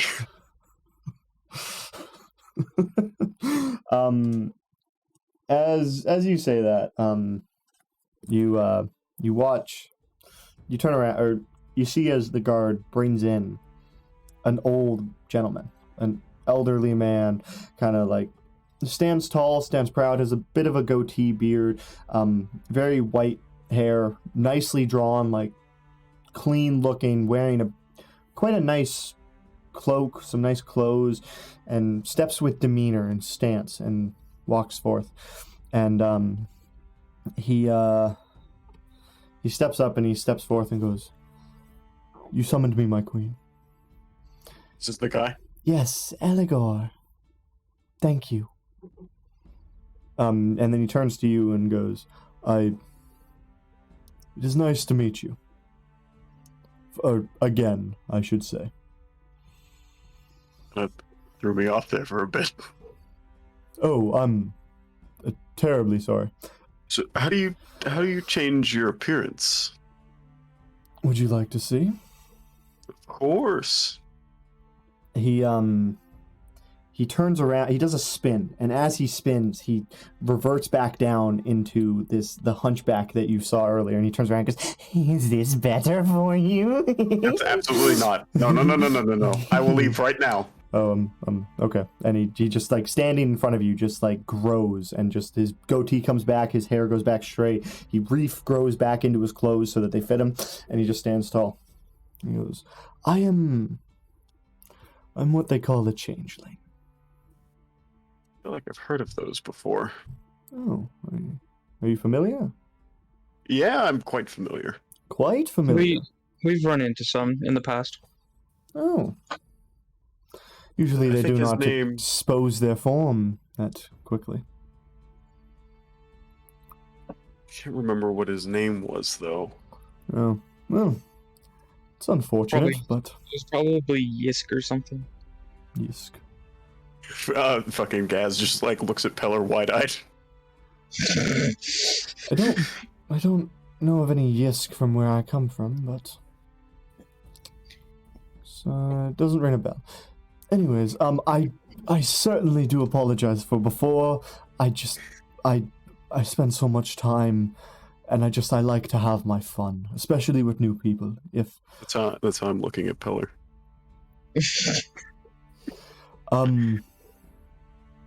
Anyways, where are you off to? Maybe I can be more helpful than I was before. Sorry, I retreated back. Some distant memories flooded my mind, and I dearly apologize. I'm sorry for leaving you atop the tower. It's perfectly fine. We want to go to Five Finger Isle. Oh. He looks at the queen and he goes, are they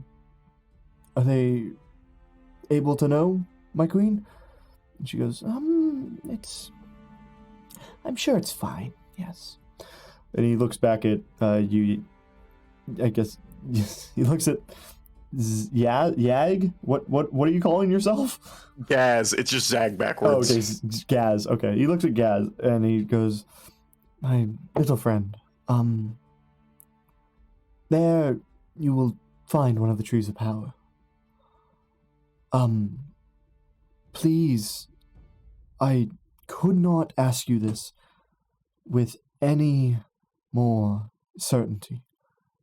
Please do not disturb the tree. Any disruption to the tree whatsoever could harm all the lands. They bring life to the lands. If anything were to come to the trees, I genuinely could not say what would happen. So just please, whatever you do, do not harm the trees. I think that's more than reasonable. Thank you.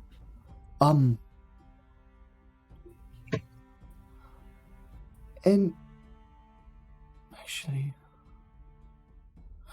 my queen, yes, should we be staying in contact with this group? How interested are you in Amostifan, if I may ask? I don't know about these three, but I wish to uncover as many secrets as possible. I agree with the big one.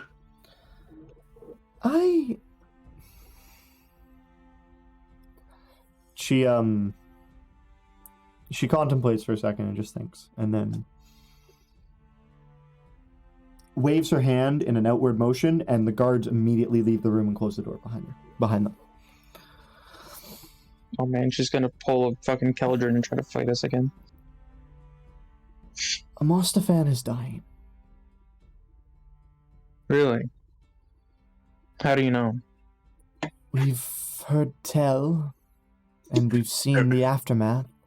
I snicker in Zag's ear and like, it must be the Mostafan's nickname must be named Cecil.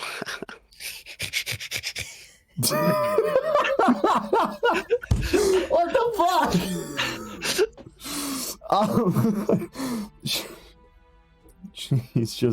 She looks and she goes, the Aragorn tree, as far as we know, is dead. And Amostifan with only 4 trees, it's only a matter of time before the rest of them go. How many did there used to be? Well, there's always been 4.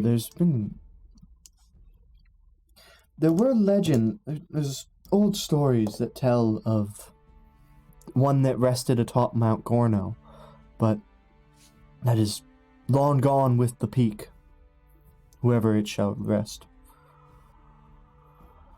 Interesting. But we know nothing of that. We don't know anything about that. There's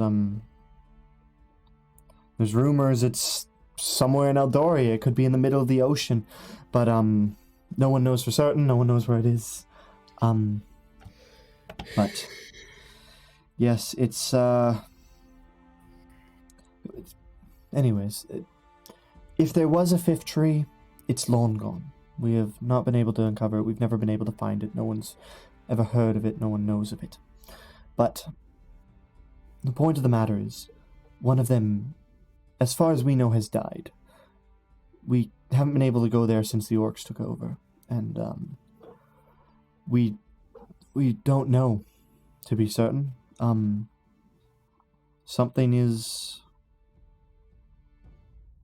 but it does feel like a piece of Amostifan is gone, and we are starting to see it here. The valleys used to be filled with life, but now grass barely grows. The closer you get to Five Finger Isle, the more the life grows. So we have very good reason to believe that the Aragor tree is fallen. Didn't he say something about the trees being guarded? Oh, not anymore. But it is said that the Titans were sent down to guard the trees. But Okay, but yeah, he said one of long them since gone. Didn't he say one of them remained? Do you see him? He's long since gone as well. The stories say that the last Titan came down from the mountains, found the bodies of his family, his friends, laid them beneath the mountain, and sat down till the ground took him over, and he is gone as well. Gotcha.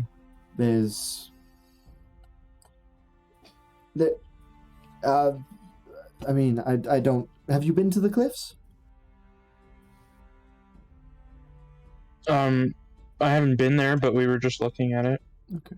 So, you have somewhat of a sense of how large these Titans were.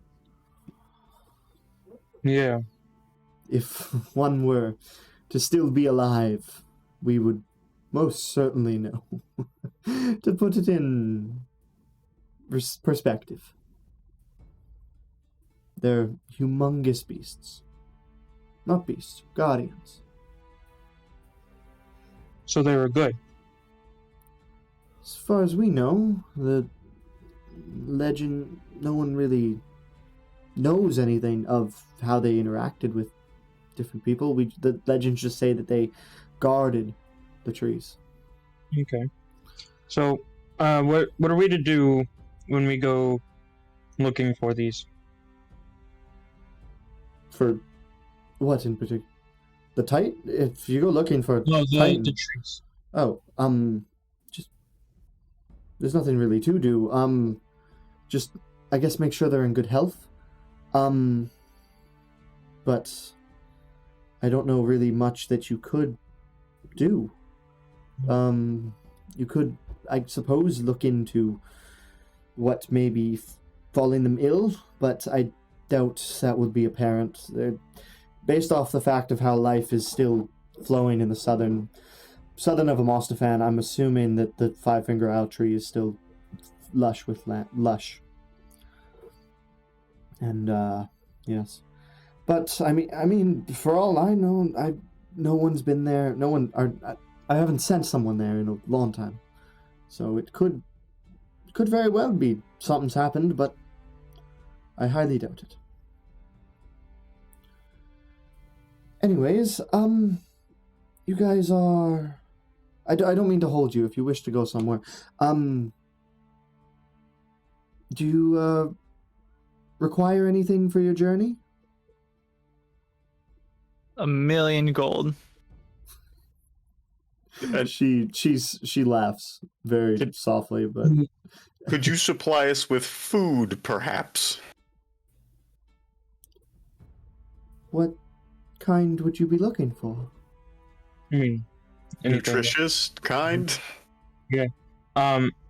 Kazuki said 1,000,000 gold, but like obviously we don't need that, but like some coin would definitely suffice.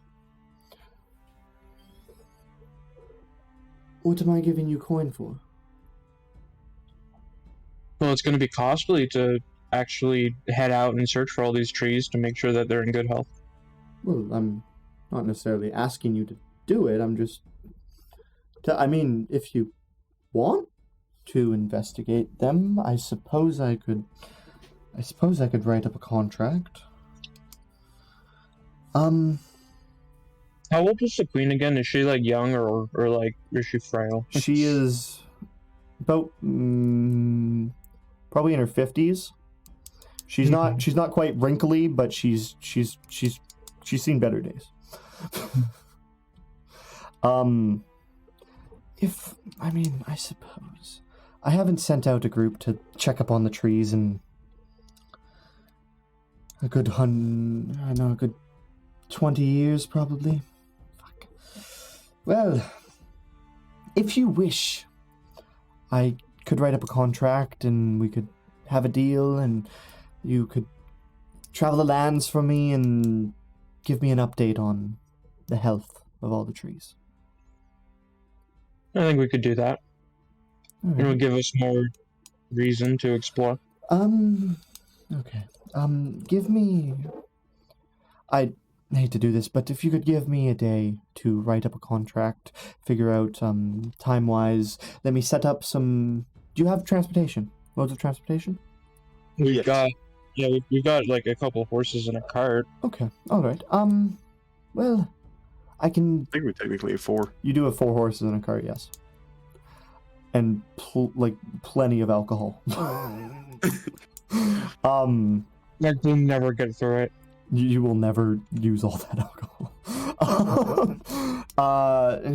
She says, alright, give me a day. Come back tomorrow, I'll have a contract written up, I'll have an advance of payment, and, I'll set up, if you leave your carriage here and your horses, I'll have them tended to, and any necessities or all the best equipment I will provide you with.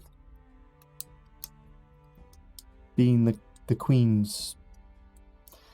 I don't know what to call you exactly.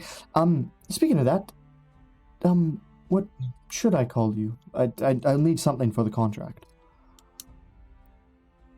I could just put down your names, but it's not as formal, if you know what I'm saying.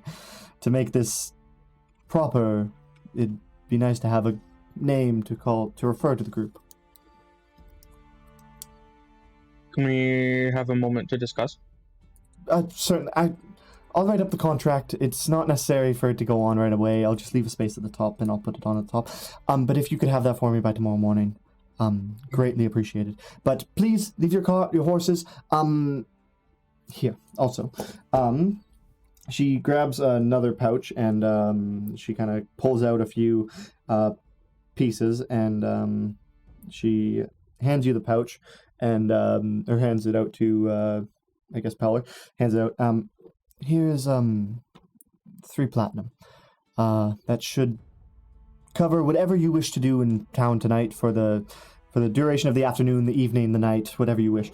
Get yourself some lodging, get yourself maybe some things that maybe you wish, and please, by all means, I guess I will see you in the morning. Okay. And, we'll be back then. Okay, cool. The first thing I want to do when we leave is count up how much money she put in that pouch at the start. Okay, yes. So as you're kind of walking out, you kind of pull out that first pouch that she gave you, and you pull out 10 platinum pieces. And yeah, and the other one had 3. And as you guys are out and as you leave the front doors, the same guard that took your weapons is waiting there with the crate. He places it down in front of you and goes, thank you for being compliant. Till next time. Yeah. Bye. Bye. I stare at him for an uncomfortably long amount of time as he walks away. He's not paying attention. All right. I'm making a few notes here. How much platinum do we all get? Okay. I can give everyone 2 platinum and 5 gold. Cool. I think that's the math. Yeah, 2 platinum, 5 gold. Yep. So that's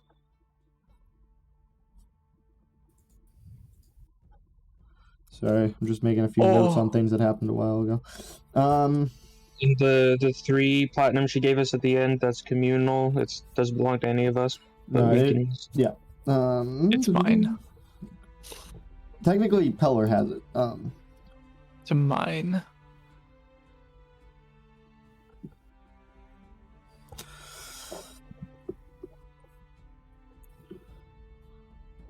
Oh, that trees. Okay.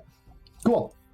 So you guys leave the gates of the royal courtyard, and you are back in the city, which you briskly walked through at the start. And the city is yours. The sun is about in the center of the sky. It's midday. The day is yours. Okay. What time of day did you just say it was? Midday, about 1 or 2. Noon or 1. Okay. Is there any business that we all need to do?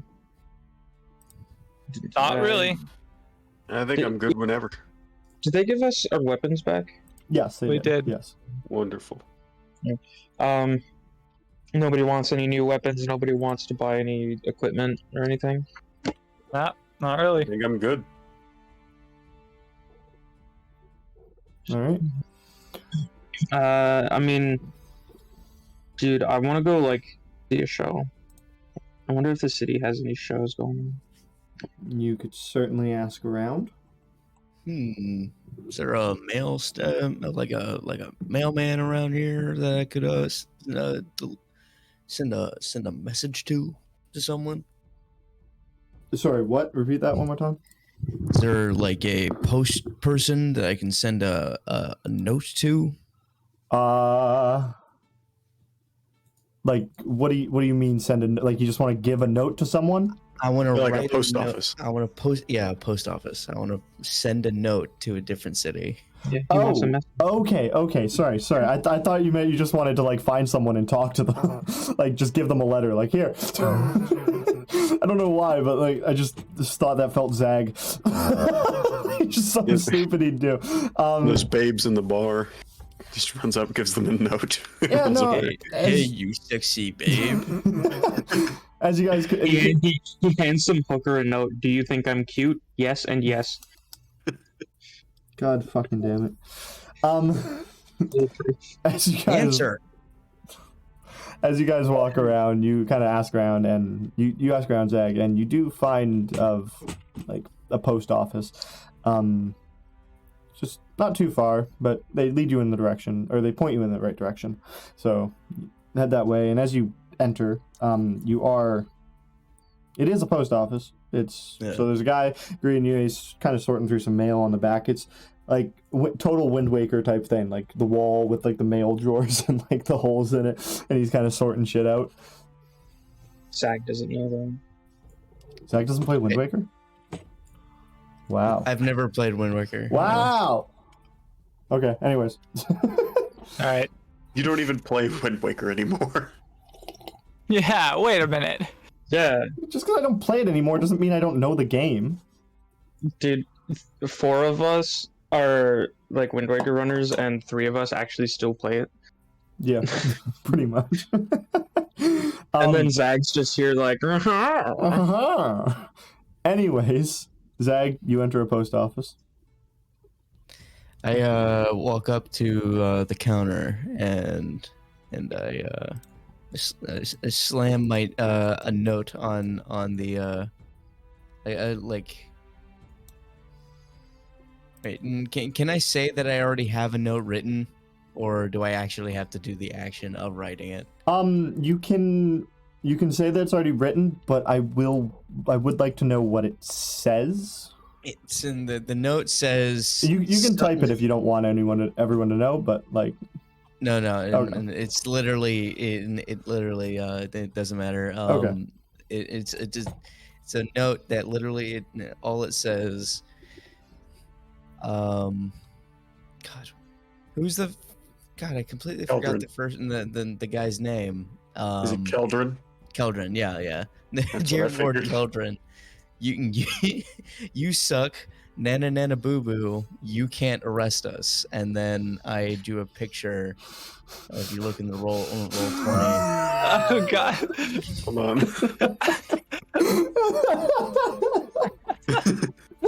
I fucking hate you. Oh my god. Okay. The guy at the counter, he takes it and he goes, all right, How much to send that to Lord Keldrin in Trattler?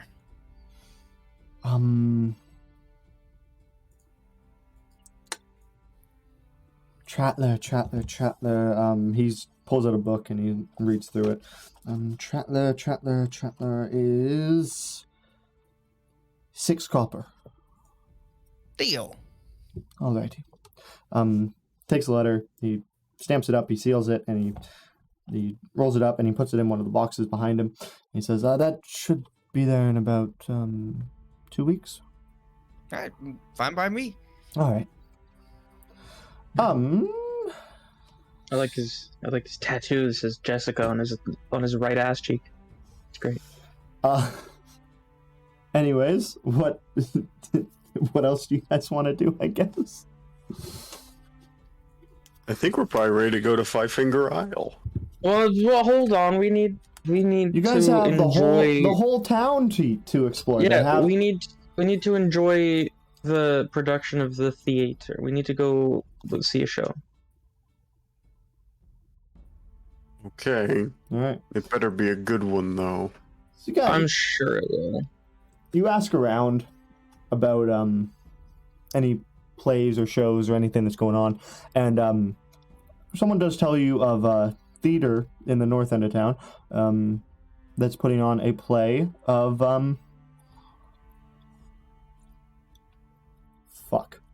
JoJo. What? They're reenacting JoJo. They're reenacting JoJo. They're putting on a play. He doesn't quite know the name of it, but he says that there is a show going on now. Tonight at about...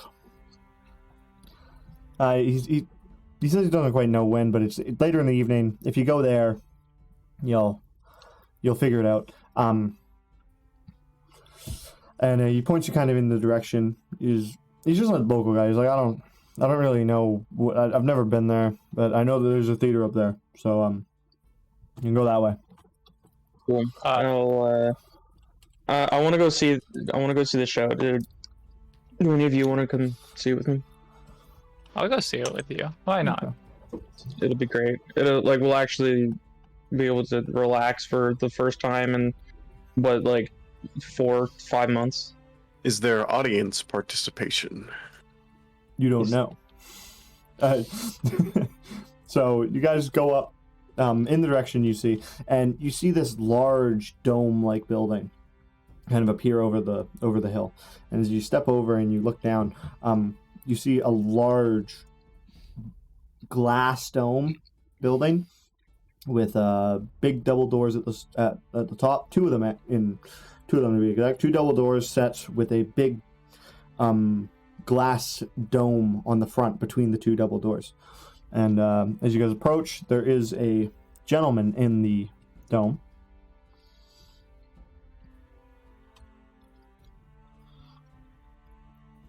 That means interact with him if you want. Hello, Dome Man. Dome Man. I'm reading a class feature. Sorry. Does he have a name tag? He does, yeah. It says, make a perception check. Hey! Gonna see if I can read today. Hold on. Let's see. I'm gonna roll on that one. Listen, you only made it to grade 3 out of 5. Technically, actually, I don't want. Never mind. I don't want to say. 12. You can read his name tag. It's. Thank fucking God. It appear. It's pretty small writing, and it looks like it says Thomas. Hello, Tommy. Can I help you? We would like to see the show. The show. The show. I was told there was a show tonight, and I would like to see. There is, yes. Could you? What is it? It's a play called Esmeralda's Divine Beauty. Is there audience participation? Not tonight, no. This is a more of a serious show. Can you say swipe or no swiping? I'm sorry, what?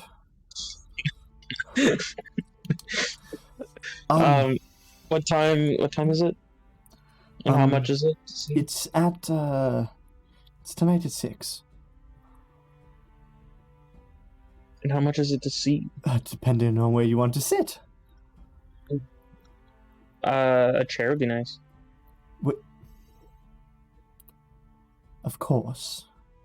Where in the audience? Would you like to be up close? Would you like to be up above? Would you like to be in one of the, whatever the fuck they're called? Shit. Fuck. The boxes. Boxes. Would you like a box seat? How about whatever the cheapest seats are? I mean, yeah, we just want to see the show. All right. Standard seats, one night. Just a basic 2 silver each. 2 silver each. I mean, that's definitely doable. All right. Well, are we taking this out of the allowance, guys? I mean, I already had 2 silver in my hand, so sure. You can all go ahead and mark off 2 silver, and you were handed tickets for the show. Say 6 p.m. on them, and he just says, Zag eats his ticket. Shows. I would not lose those if I were you. They're irreplaceable. Also, did you say we're replaceable? the tickets are irreplaceable. Oh, good thinking, Tommy. The show's in 5 hours. Thank you. You guys accept tips here? Yes? Okay. I do nothing. You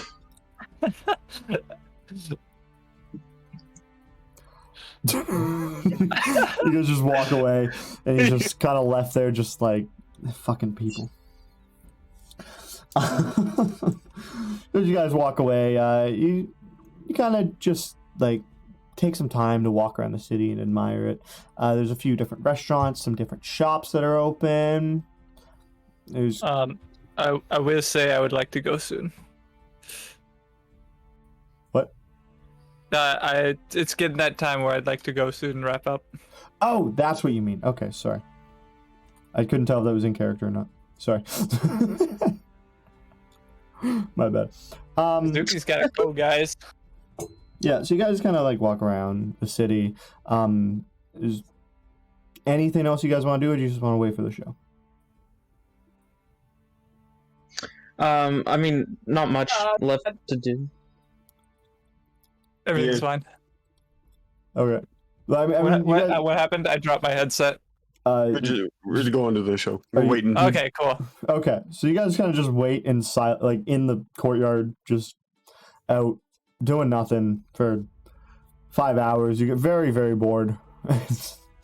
You eventually, you do see Practice like my amazing sword skills while everyone else watches in awe.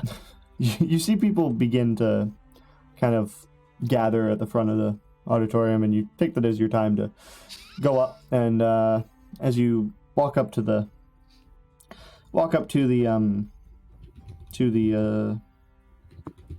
ticket booth, you hand them your tickets, and you're ushered into your seats. They're not nice seats, they're just kind of in the middle of a flat area, so as more people begin to gather in and fill in, you kind of the 2 goblins definitely are basically unable to see the show or the stage from where they are.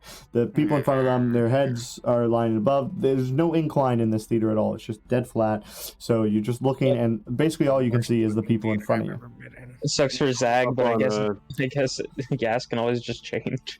I climb up on Kazuki's back. I lift you up onto my head. Okay. I climb on 2 pillars back. As you climb up on top of the head, you can hear kind of people groaning behind you, just like just fucking people. I snap my head blocking back my to view. glare at them. Yeah, I just stare.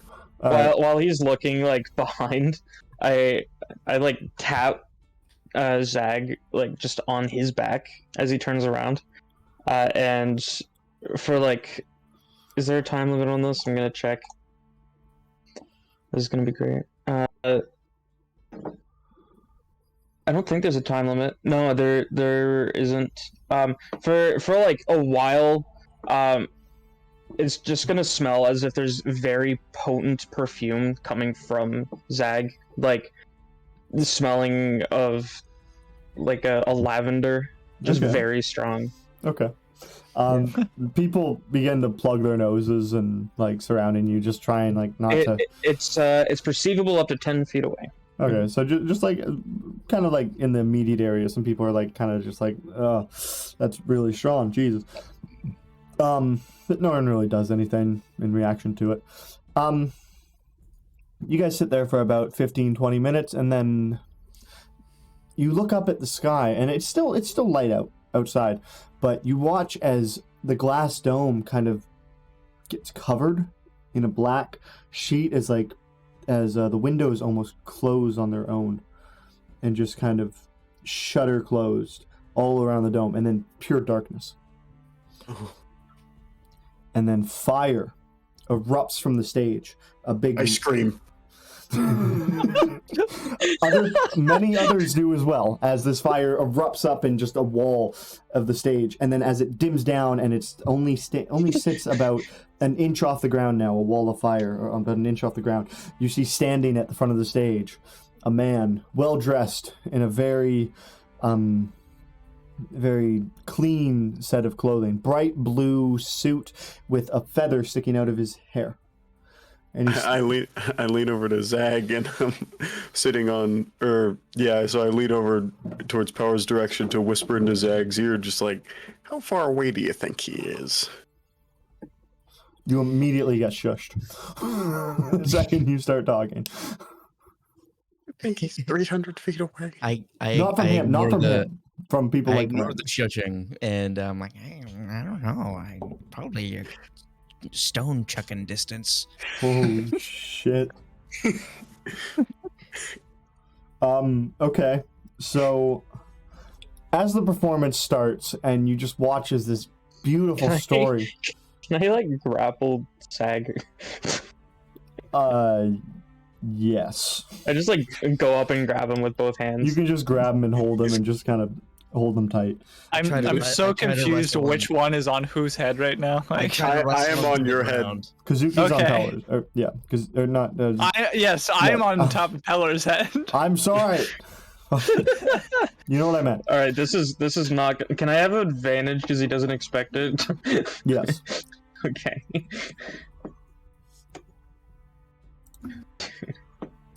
That one. Wait, I think I did that wrong. I don't think you did that wrong. I think no, I didn't. it. But yeah, You rolled a 2 and a 1. Yeah, you rolled a 2 and a 1. Yeah, so you got a total of 1. All right. Yeah. Let's see. Does Zag have to try and beat a 1? My 2 rolls were a 1 and a 0. Yeah. So His modifier's higher than my roll. Zag, what's your strength modifier, or is it Dex? You can use that. You can use athletics or acrobatics. Yeah. So what's your acrobatics modifier? +3. Go ahead and roll. Just go ahead and roll. Go ahead and roll. It's a D20 +3. I have advantage. That's fucking 12. No, you are not grappled.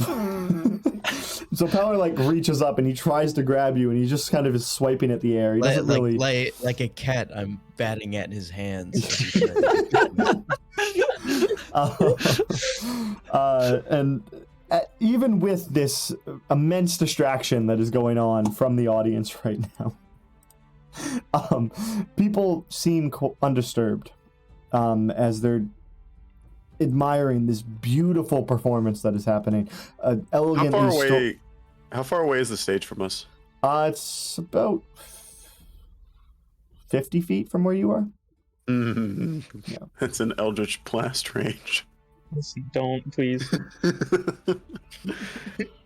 You guys watch this beautiful performance. This beautiful performance with the Nat 20 performance roll they made. Absolutely phenomenal. Just beautifully done, beautifully everything. And about 2 hours go by of admiring and relaxing. And the fire once again lights up and erupts about 10 feet up in the air and then vanishes. And When that happens, I throw a stone off to like the side of the audience to where like nobody would be standing, but I infused a little bit of magic into it, and once I throw it, it then shouts, "Oh no! Fire! A dragon broke into the stadium! Everyone run!" I'm like, what's that? What kind of roll a deception with advantage, or just roll a straight deception. Just roll a straight deception. Here comes the 20. Yeah, here comes the nat 20. Not bad. People take it very seriously.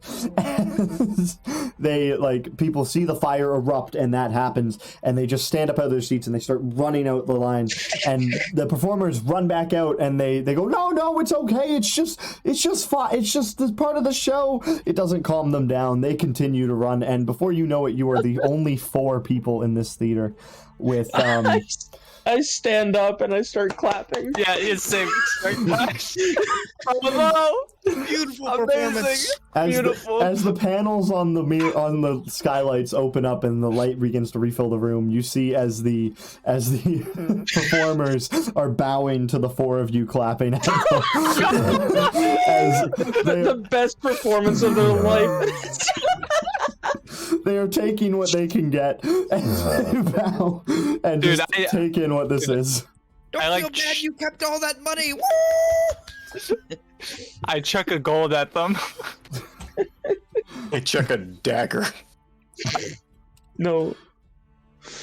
Do you actually throw a dagger? No. Okay. If you did, I would have cast catapult on it to like change its trajectory. So as they kind of they take it in for about 30 seconds and then they leave the stage. You guys are left alone in the theater. Instinct tells you to leave, and as you kind of exit, you see that the panic has kind of calmed down in the front courtyard, as people are kind of like looking up at the sky, going, "There's no fucking dragon. What?" You know, we could wait here for the next show. It is now about 8 o'clock at night. The sun is beginning to set over the edges of the mountains. We could just like never leave, and then we wouldn't have to pay for more tickets. What would we You eat? make a strong point. What? Sorry, as you ask? What would we eat? You guys haven't eaten all day, no. So you probably should eat something. We could eat. Couldn't you like transform into something, and then we could like chop off a leg, and then you could transform into something else? I definitely don't think that's how it works, and I can only transform into humanoids. I Yeah, mean, so if you want to eat a human, that's cool. I'm not human. It's not cannibalism. In fact, I don't think any of us are human. Yeah. As you exit the theater, We could eat Keldrin. as you exit the theater, you are met with a rumbling in your stomach as you feel that you should probably eat something. And you look out and you see a restaurant, tavern, inn looking area with customers kind of ushering in after the show. You guys kind of... Yep. I go into the tavern and I try to seek an audience with the tavern keep, although I'm sure he's busy. He is quite busy, so you kind of approach him, and he's like, I'll be right with you, man. Just give me some time, man. It's right after the show. It's always so busy. And you wait for probably about 5 minutes to get everyone settled as they come in from the show, and he reapproaches you, and he's like, yeah, hey, man, sorry, but thanks for waiting. Did you hear there was a dragon attack at the end? I heard it was like a fire one, so I heard it was a gold one. Yeah, no, I heard someone say that someone pulled a prank like that, but there's no... If there was a dragon here, we'd know about a dragon, man. Well, I don't think it was like an ancient dragon. I think it was like a dragon wormling. You just ignored what he said. Like, Man, we'd know about a dragon, man. This guy is vaguely dragon-like. Yeah, but like, Yeah. I mean, we see your kind, like, not too often, but I mean, every once in a while. I can breathe an element like dragons. You want to see? I would genuinely prefer if you didn't do that in here. Show him. Come on, let's go. No, thank I you. bet 1 gold that he can do it. I guarantee you he can do it, and I don't want to see it. I bet 2 5 gold. I do not want to see it. And people Someone from throw like something into the air! people on the bar stop saying like, I bet 7 gold. Yeah, I'm like, someone throw something big into the air. You say that, and someone I leap into the air. someone actually like takes their shoe off and throws it up into the air, a boot, and it's flying through the air. While it's in the air, I like look up and I breath weapon the shoe. Is that an automatic thing, or do you need to roll the hit? It's an area of effect, so if it's just there, it's just there. Oh, isn't that like a cone? Doesn't that go out in a cone? Yeah, How big's that cone? I'm going like straight up. Okay. How So- tall is the building is another good question. It's the rafters are about 20 feet up. It's pretty big. It's very tall. So yeah, no, Which is out of range. It's good. The whole building doesn't catch on fire. You do actually get the chandelier, but like it's metal, so nothing really happens to it. People like erupt clapping and like whatnot, and people start handing out gold, like fucking flying around, like just Dude, like how much gold do I make? You don't make anything. Where's the gold going? Yask gets tossed a few. Yask made a bet of, you said 5 gold, right? Yeah. Okay, yeah. So you got 5 gold. Given to you. And then other people that made bets with each other are just handing out gold. Can I just like gesture towards someone like, oh yeah, you owe me money. You lost the bet. Make a persuasion check. Repeated like deception. Wait, hold on a second. I've lost my thing. Where'd it go? Persuasion, you say? Why the fuck is this in my folder? Why the fuck is this? The persuasion or deception? Because I would prefer one over the other. Persuasion. Are you sure you don't want deception? I'm positive. God damn it. I rolled a nat 20. A nat 20. He hands you...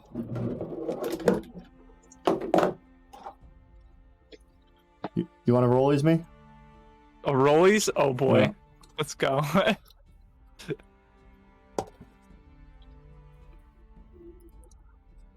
What'd you get? 5. Fuck. You get less than 5? I got a 3. Yes! He hands you 20 gold. Oh my god, man. Sucks to lose, I know, but it's the name of the game. It is what it is, man. I mean, I'll get you next time. Ah, you sure will. All right. And he goes back to drinking. And Lean over to Yask, and I'm just like, dude, I just stole 20 gold from this dude. Wait, Steam made a console? yeah, Yes, they did. I it's feel like they've done that before. Why they've, haven't I heard of it? because it's been in development for like. How have you not heard of it? I heard about it like 4 years ago when they started Yeah, developing it. A Steam Deck. Yeah, I almost pre-ordered Wait, it. no, like they 4 have a years ago. different console too that's been out for like 7 years. Yeah, No, they do. you can buy the Steam Deck like right Yeah, now. no, it's Yeah, out it's now. out. It like less than It's a, not few, like out. a week It comes ago. out in No, it's out now. You can order it now. It came out a couple days ago. It's not out. It's not out of pre-order anymore. Used to. It's like. Yeah, I feel like you can't get them in until like after Q2 of this year. You can buy them now though, and they have a shipping date. That's sick. Like they're actually. I actually really want one. I do too, but I don't. But like they're like $500. It's a $400. handheld computer. You got Canadian dollars. 500 Canadian, but that's only for like 64 gigs. It looks just like a Switch. Yeah, it basically is. But I would just fucking take it to play fighting games at like hotels and shit. Fair enough. But like it is powerful enough to run like The Last of Us and shit like that though. Like that's the cool thing. Like it's powerful. It's a computer. Yeah. It's a handheld computer. That's all it is. Okay. Anyways, at this bar, the bartender is like, "Oh, that's a cool trick, buddy. You gonna buy something or you getting out?" I'm not gonna leave. You need a room? Get me a steak. A steak? Mm-hmm. You want a nice steak or like? Yeah. All right. It's a fillet minion. I can do that for you. I can get you a real good one. He bangs on the back wall and he's like, "A proper steak." And he's like, "That'll be 2 gold, man." 2 gold, easy. Here you So go. funny as egg. All right. What's so funny? Fillet minion. Oh my fucking god. Yeah. Kazuki's gonna buy like the cheapest drink available, immediately pass out, and I actually do gotta go now. Okay, cool. We're not gonna go much farther, so you won't miss anything. But appreciate you making the time, Kill. 1 silver on that drink. 1 silver on that drink. You can get a drink for 1 silver easily. It's not a very good drink, but like. That still makes me pass out instantly. All right, cool. All right, see you guys. See ya. Bye, Kill. Hey! So, Man, fuck that guy. you guys are in the bar. He's like, anyone else? You got the drink, the steak. He leans over the bar and looks down at the goblins. He's like, "You two?" What kind of drink can I get for this? And I pull out a platinum. He takes it from you and he looks at it and he tries to. What? I don't want your grubby hands on it. I need to make sure it's real, man. That shit comes in and like it could be fake. That's worth a lot. Okay. He grabs it from you and he tries to bend it a bit and turn it and then he goes to bite it. It's legit. And he's like, with this, I could get you the best roasted chicken meal and aged ale you've ever had. A meal and a drink for that? Surely you can throw in at least a room. Oh, I didn't know you guys were looking for rooms. But yeah, no, that's, I could certainly give you that. But yeah, no, the chicken meal, the roasted chicken meal is about 7 gold, and then the drinks a couple. So yeah, you know what? We'll say it does. Yeah. Do you need room for all 4 of you, or do you want them individual, or what?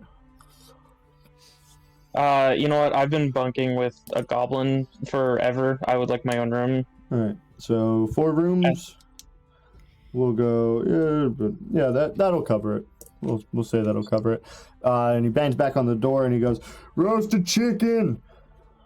And he pours you a drink from a tap. You hear him kill a chicken in the other room.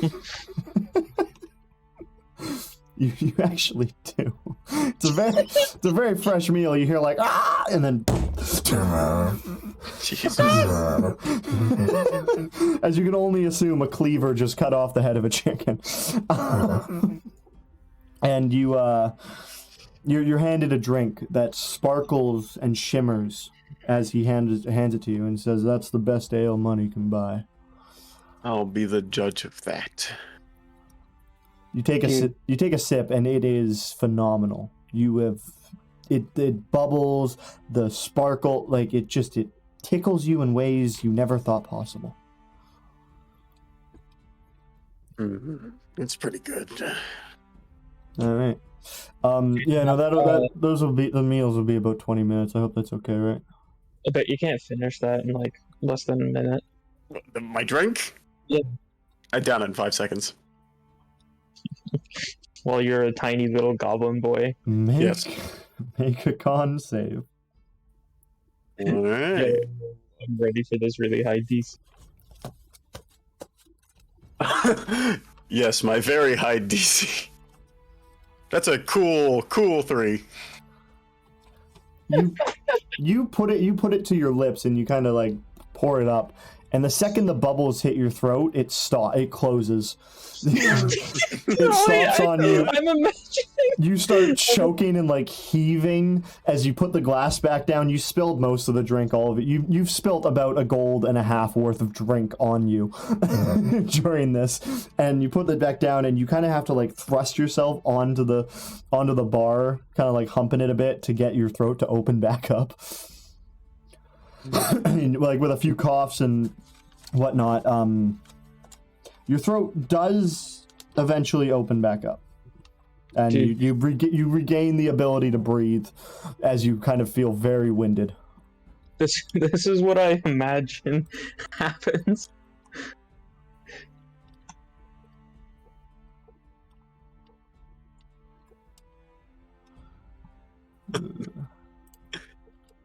Oh wait, you're streaming. I'm sorry. Oh my gosh. Yeah. What do I do? That's pretty good. Fucking love that video. Oh wait, I just stopped my stream. That's my bad. Yeah. Anyways, so you do that, and like the bartender starts laughing. People around start laughing at you for doing this and whatnot. He's like, "That's a neat trick, buddy. That's a good one." Yeah, I got other customers to tend to. Your meals will be out in a bit. And he runs around. He starts tending to other customers. He said there's a lot of Dragonborn out here. Do I actually see any? He'd say there's a lot. He said that they've seen him before, but they're not that common. So like he's not really thrown off by you, but you don't see any in the vicinity. Yeah. I go looking for one. Like outside? Like just go running around town looking for a Dragonborn? Yeah. Alright. Roll me a percentile. A percentile? Yeah. Ooh, I'm good at those. Last time I rolled a percentile, I became a warlock.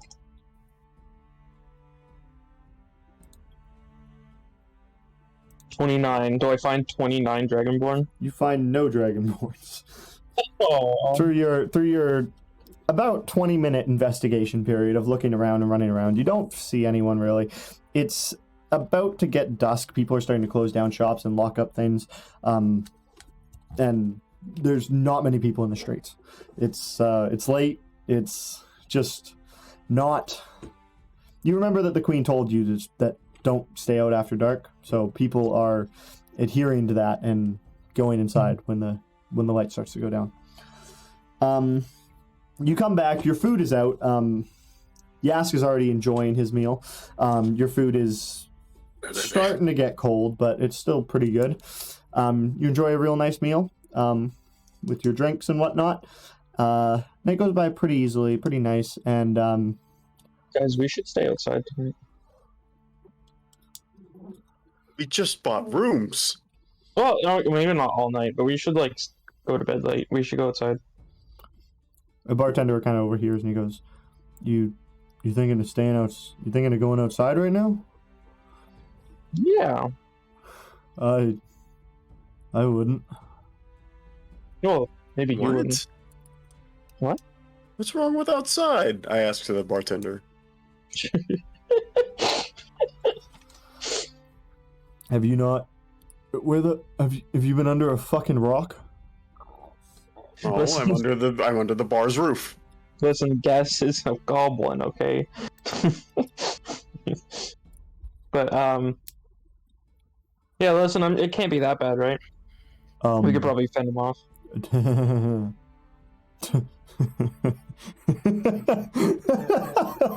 Go outside. I I go outside. It's still dimly lit outside. It's not fully darkness, but he's just kind of laughing. I sit down and wait. Dude, we all just sit down into the street. You guys go out in the street, and about 20 minutes go by. The sun does completely set, and kind of like the moonlight begins to light up. As it does that, the bartender comes back out, and people have left. If you've been sitting there, like you turn around as the bartender comes out, and there's no one inside the tavern anymore, or not many people. Only people that you saw like get brooms or whatnot, but no more locals are within. And he comes out, and he's just. I'm locking the doors now. If you guys want to come in, you gotta come in now. We'll break in whenever we need help. No, you will not. Yes, I will. This is the mighty Zag you're talking to. Watch My your punches can cleave a human in half, including you, you fat, balding bastard. Oh my god. Okay, I guess, you know what? Just because he said that to you, I will, as an apology, I will not enter your tavern tonight. Thank you. I'm keeping the gold. Have a good night. He closes the doors. You hear a click, a second click, and then as you hear a thud of what you would know, or you saw inside. There Is Kazuki still in there, just passed out? Oh yeah. Yeah. Okay. So We have a failsafe if and we you all hear die. a large thud as the large piece of wood that was next to the door is placed into place, and you hear that 2 more times as 3 full pieces of like wood are thudded into slots on the door to keep it shut. That door is not opening. Listen, guys, if things get really bad, I can get us out. Just, Well, I want to see what's going on. Yeah, me too. That's why I'm out here. Okay. Somebody's gonna die tonight. I need all of you to are you guys just sitting out there, or are you trying to, because you've heard that goblins run through the streets. Are you trying to hide from them, or are you just sitting out there? I'm sitting. Okay. I look around for barrels and other like wooden objects and crates to move into place for like, cover and stuff. I am also a goblin, so I'm just hanging out. Yeah, and I'm not gonna sit, but I'll like be standing ready to fight, and I'll probably be actively dodging. Like I'll take the dodge action, Okay. In case something tries to attack me. Okay, so Peller's holding the dodge action. Gaz and Zag, I'll say that you guys find 2 trash cans that you guys kind of hop in, and you just kind of hide, and you just kind of look out from, like, kind of peering your eyes out and looking out above. And with that, I'd like you all to make perception checks for me. Hey. 16.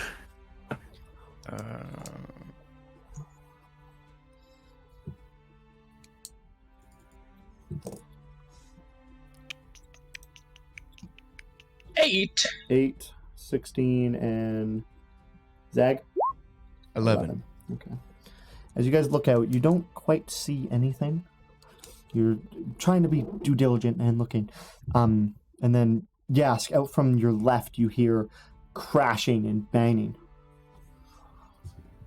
And as you look that way, you see a little green goblin just kind of like rummaging through trash cans, throwing them around, and just like digging inside of them.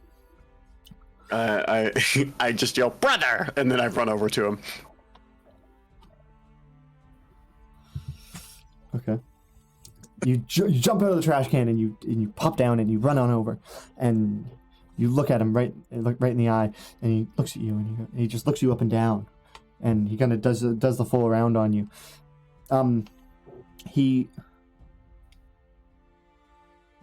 What group are you with? The group of merry men. Make a deception check. Dude, Zag still smells of lavender. Fuck, 9.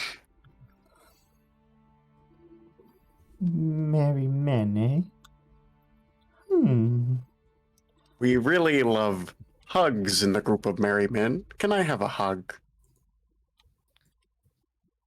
He takes a step back, and he reaches around his neck, and he pulls up something in his hand on a lanyard, and he puts it in his mouth, and he blows, and a loud whistle rings out in the alleyways. A loud whistle rings out, and you just kind of start to hear like mumbling and murmuring as you look up and you look around, and you see as the tops of the streets or the tops of the nearby buildings are lined with just eyes peering down at you. How it goes, fellows? We don't have a group of merry men. Which group are you with? You see, I'm from Goblin Squad 2.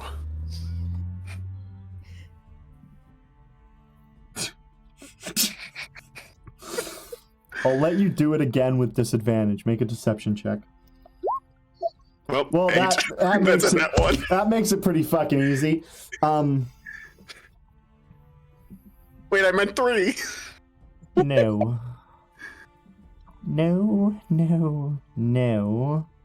I thought you looked different.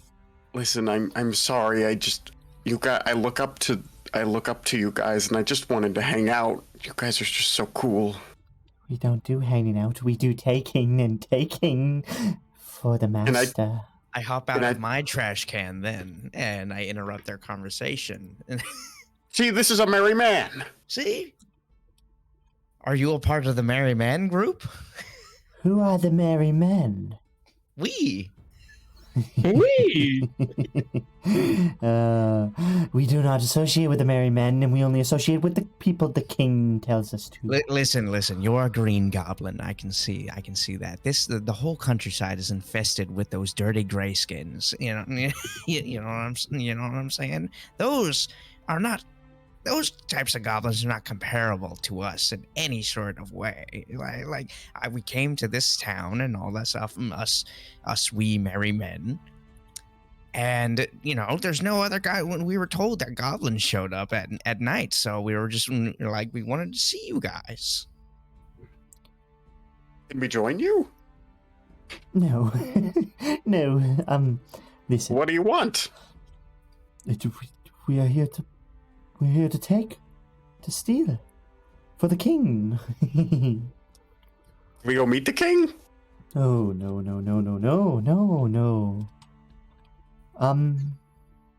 Here. I technically am instructed to handle any people who bother us during I'm not our a work. people, I'm a goblin. That's what I'm getting at. I will let you go if you leave us alone and let us do what we do. And do not come back. You are not with us. And you came here. Yes. Yeah, I saw you first. Who's to say I did not see you first? Come back implies that we invaded your territory. You're coming into this territory, which is a city that has obviously a really bad guard problem or enforcement problem because they haven't dealt with you guys yet. I rolled insight to see if I think he actually saw me first. Yeah. 14. You don't quite pick up that he's maybe being so truthful about that. You're lying to me. There's no way you could have seen me. Where was I? Well, you're a goblin, so you must certainly know that we do lie. Anyways, I have things to do. I don't have time for you. Please. Can I have a hug?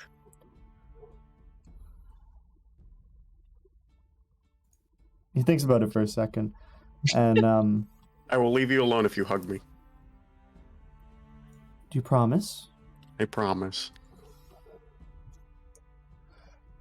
Roll a. I need to know if you're being genuine with that, and if you're not, make a deception check. Okay. Oh, that's a 14 on the deception. And his insight is not okay. He thinks about it for a second, and then he. All right, if you'll leave me alone. And he. When you stab him, go for the left testicle. He steps forward, arms extended. Okay, I hug him, whisper into his ear, "You look cute," and then say "Hespe 50," and then grip harder.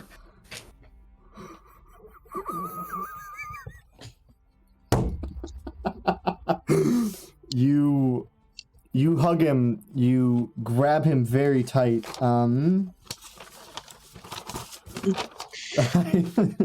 Do make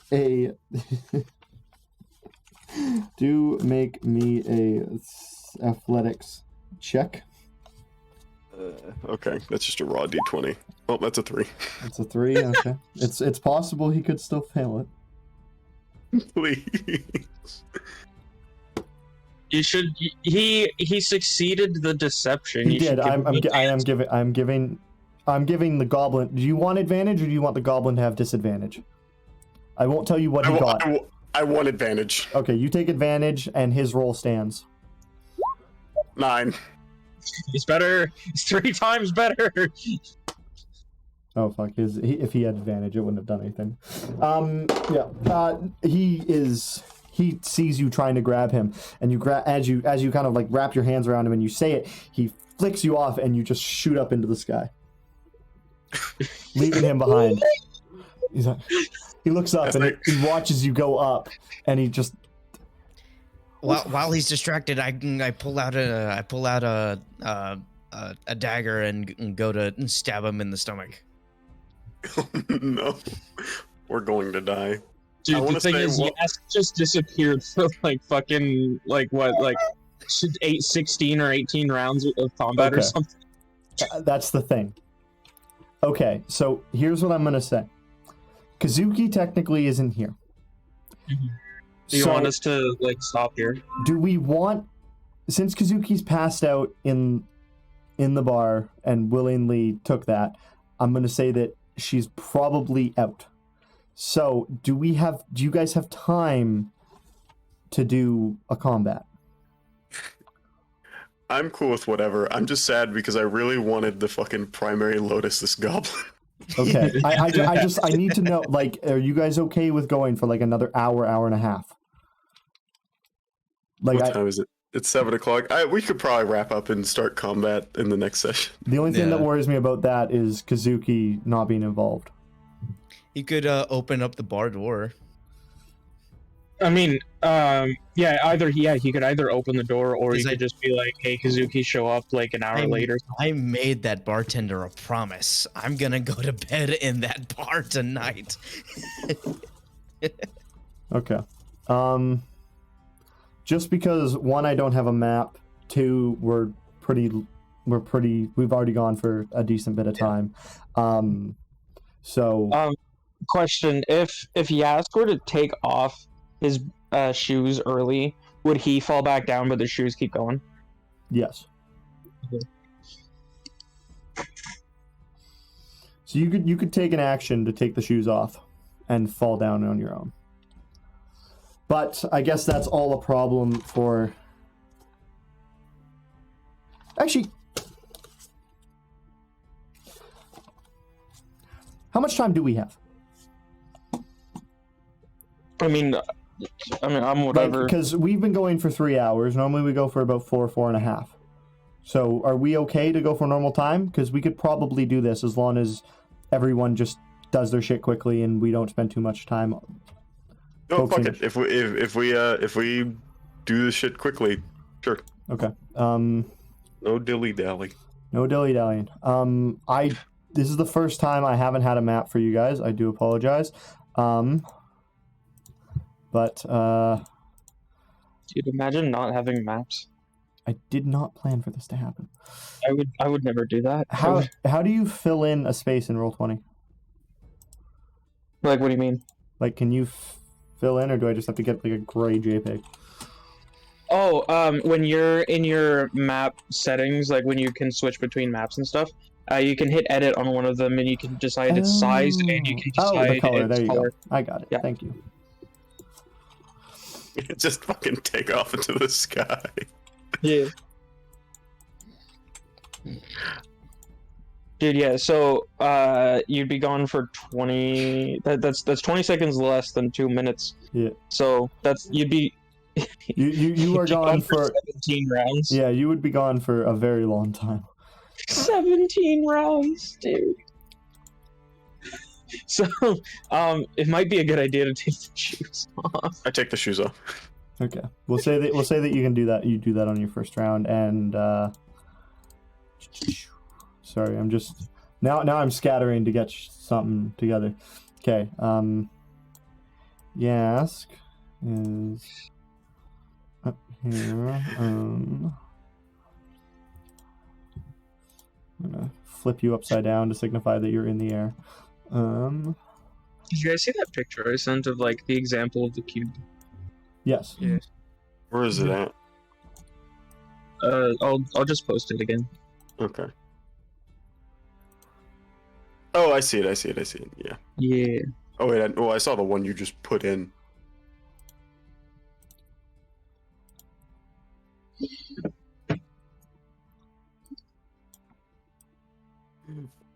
The shoes are gonna work at some point.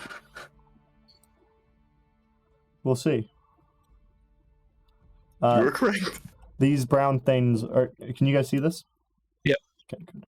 These brown things are buildings.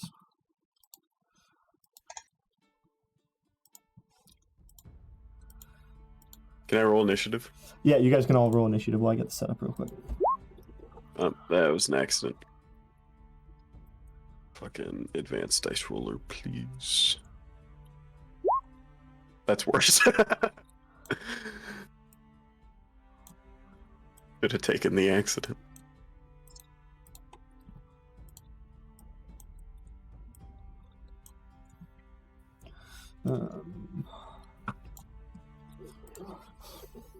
Okay. So. May I ask what the goblin rolled? I haven't rolled for the goblin yet because I've been setting up the battlefield. No, I mean the strength check. Oh, a 3. Oh, wait, no, the strength. Wait, what's it? When 16, When you combat 16, my grapple. 16. Okay. Sorry. And then I rolled again to see if you had have given him disadvantage instead, and you got an 18, so it wouldn't have changed anything. Okay. Okay, so. Fuck, I can't give him a turn. I need to move him down here so I can give him a turn. Oh, fuck. Oh, there's a reroll button, so I don't have to keep changing my modifier? Yes. Okay, so, anything higher than a 20? No, I got a 4. 15, okay, 4. Yeah, not just, Peller. 18. 18. Zag. What am I doing? Initiative. Roll initiative.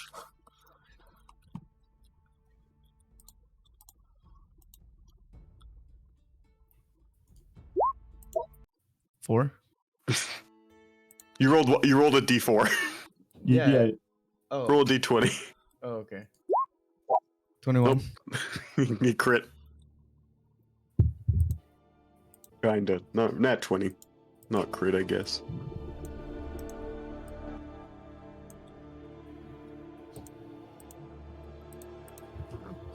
There we go.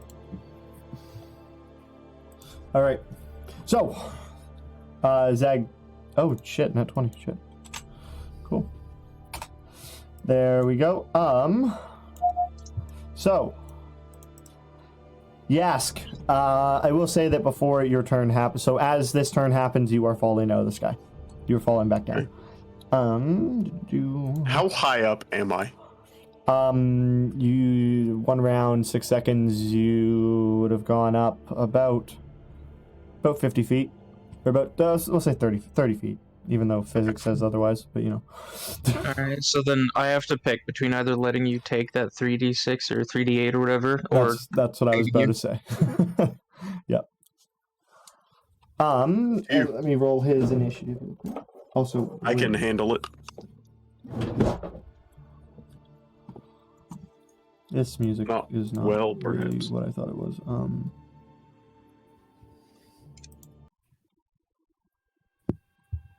Okay, it's a d6 for every 10 feet. So 3d6 for 30.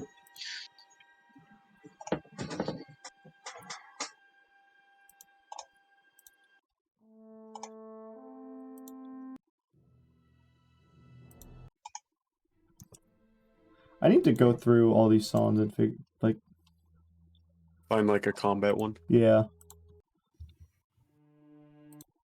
Don't forget to put Shorsen in. Yeah, give me a sec. This wasn't supposed to happen. Why not?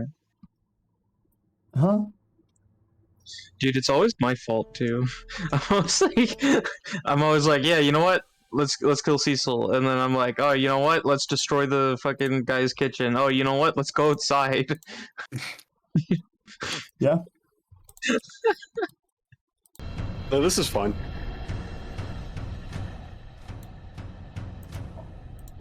He always gives us like one instruction, and then we specifically do not follow that one instruction. Yeah, that sounds about right. Shit. So we're gonna go destroy the trees, right? Okay, anyways. Kill the country. Alright. So, Yask goes to grab him, grab the goblin, but he bats off, and up he goes into the sky, and you watch as he kind of like fumbles with his feet, and then he begins to fall back down. And Zag, as you watch this, you stab at him, right? That's what you said? Yeah. Go to stab him in the stomach. Roll to hit. All right. Gotta figure out how to do that real quick. Is the turn order weird for you guys too? Yeah, I just see the goblin, but I'll just take. As long as Jazz just tells us who's up and when, it's fine. Yeah.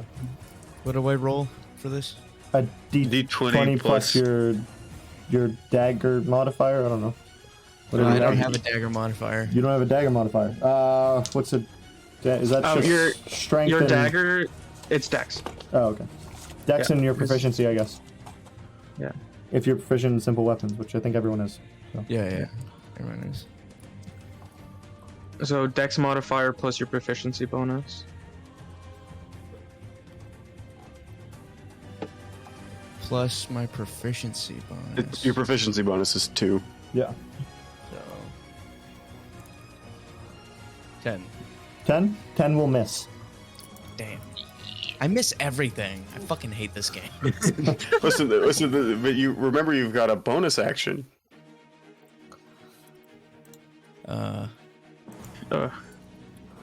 Yeah, okay, and then all right, that misses. So I use a bonus action of telekinetic to just push him away from me. Okay, is that a save or what is that? I have no idea. Yeah, it is a save. It's just the normal shove action, but he can use it as a bonus action. Oh, okay. So I think it's probably just a strength save. As grapple, but if okay, so it's so you make an athletics, or you make a athletics, and I make an acrobatics or athletics. My choice. You can either choose to shove him to the ground or push him 5 feet away from you. So you can either choose to possibly knock him on prone, or knock him away from you. Whatever you choose. Knock him on prone. Okay, roll your acrobatics or athletics. Sorry. It's not actually the shove action. The person he's trying to do it to has to make a strength saving throw. Contested by. It's going to use his spell modifier. Yeah, his spell save DC. Okay, that is information that I would have liked to know. Okay, cool. So DC, what's your? That's a fail. Okay, so he gets knocked on prone.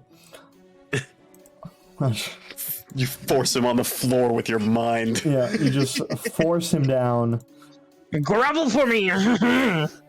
onto the floor.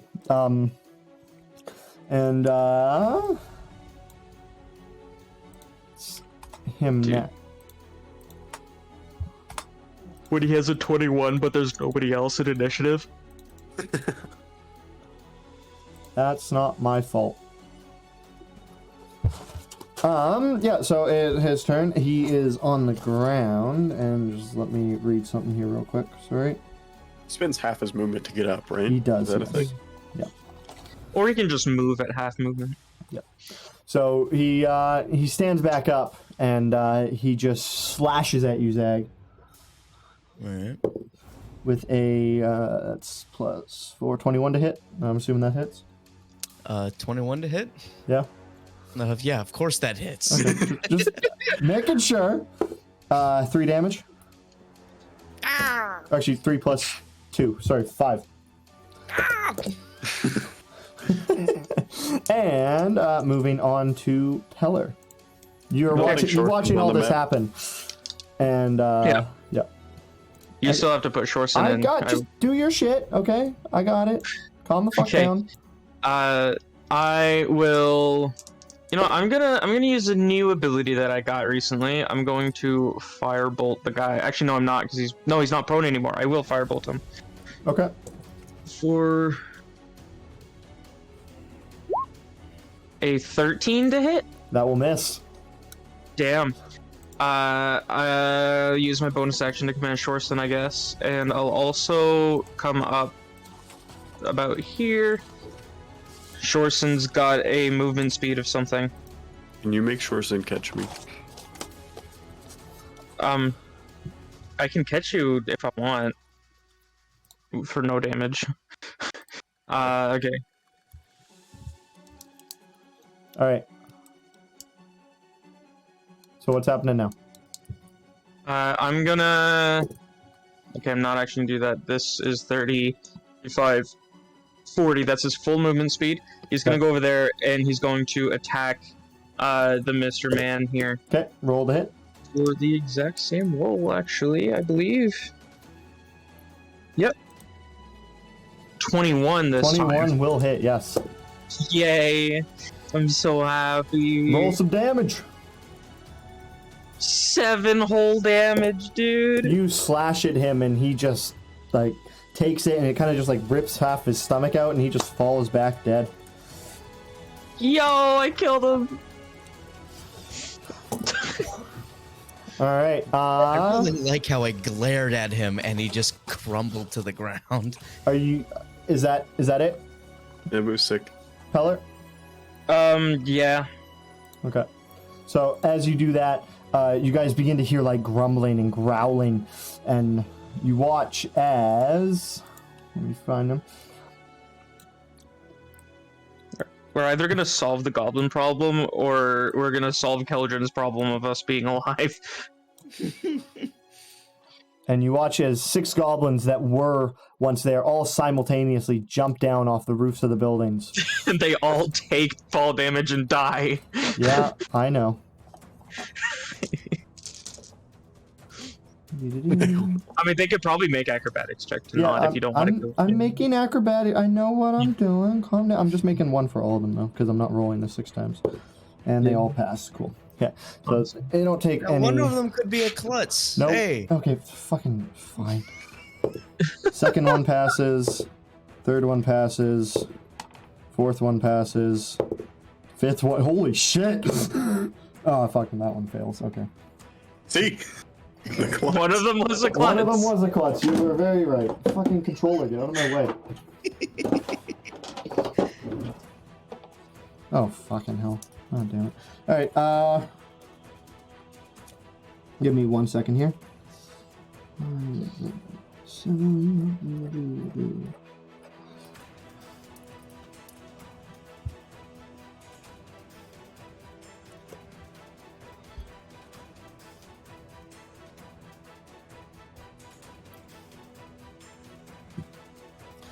Okay. So, as these guys run down, we'll start with this one. He runs up and he's going to slash at you, Peller. With a miss. He's going to slash and he's going to miss. This one's going to run up to you as well. Oh, fuck, that's off my table. He's gonna... 18. That hits. That does hit. Cool. And he's gonna do 8 damage. Easy. That's actually a good amount, dude. This one's gonna run up here, and he's gonna slash at fucking what's his face? Zeg. 16. 12 plus 4. 16 Zeg. Me? Yeah, does that hit you? 16? Yeah, it does. 4 damage. This one runs up. Sure. I'm gonna impose disadvantage on that one. On Wait, what, the what first did one the or the last second guy one? hit me for? That second goblin that just moved. Yep. Yeah, Okay. that one gets disadvantage. Okay. What were you saying, Zeg? It was, What was the- 4 damage. 4 damage. 4 damage? Okay. Okay, so disadvantage. That's a nat 1. It's okay. Cool. And and then Did he potentially hit the one behind him? not from that far away with a scimitar. No. This one is going to run up and attack Peller for that's a miss. And this one's going to run up and also attack Peller for 15. Nope. Fuck. Okay, and that's all of their turns.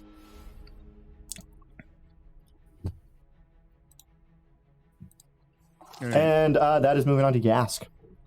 Okay, well, first off, I plummet to the ground. Yes, and do you want to roll your damage or should I? I'll do it. Okay, It's 3d6. 3d6.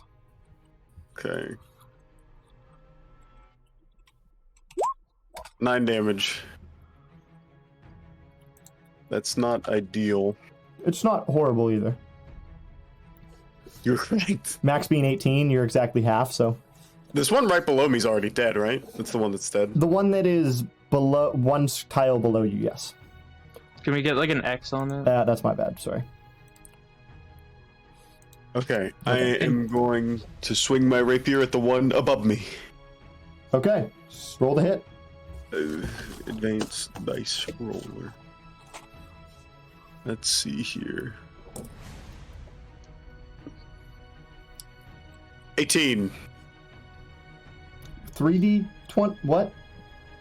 Oh, what the fuck? That's my B. Do you want me to re-roll that, or do you want to take the 6? Well, the fact that you rolled 3d20s and you got 6, 6, and 2, first off, be ashamed. Second off, I'll let you pick if I take the 6 or the 2, because you already did roll 3 times. Well, it doesn't matter. It really doesn't. You miss. I'm sorry. Okay. You have anything else you want to do? You can do.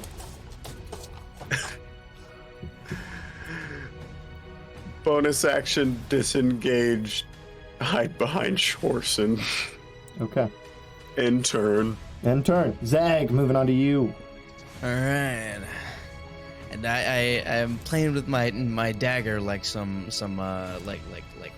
crazy goblin man looking Okay. for blood, and I go to stab this guy right here.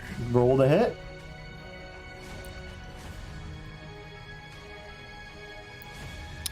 Let's see. What did I roll last time? Okay. 8. 8. That will miss, unfortunately. We are Why not am I hitting. rolling so fucking low, dude.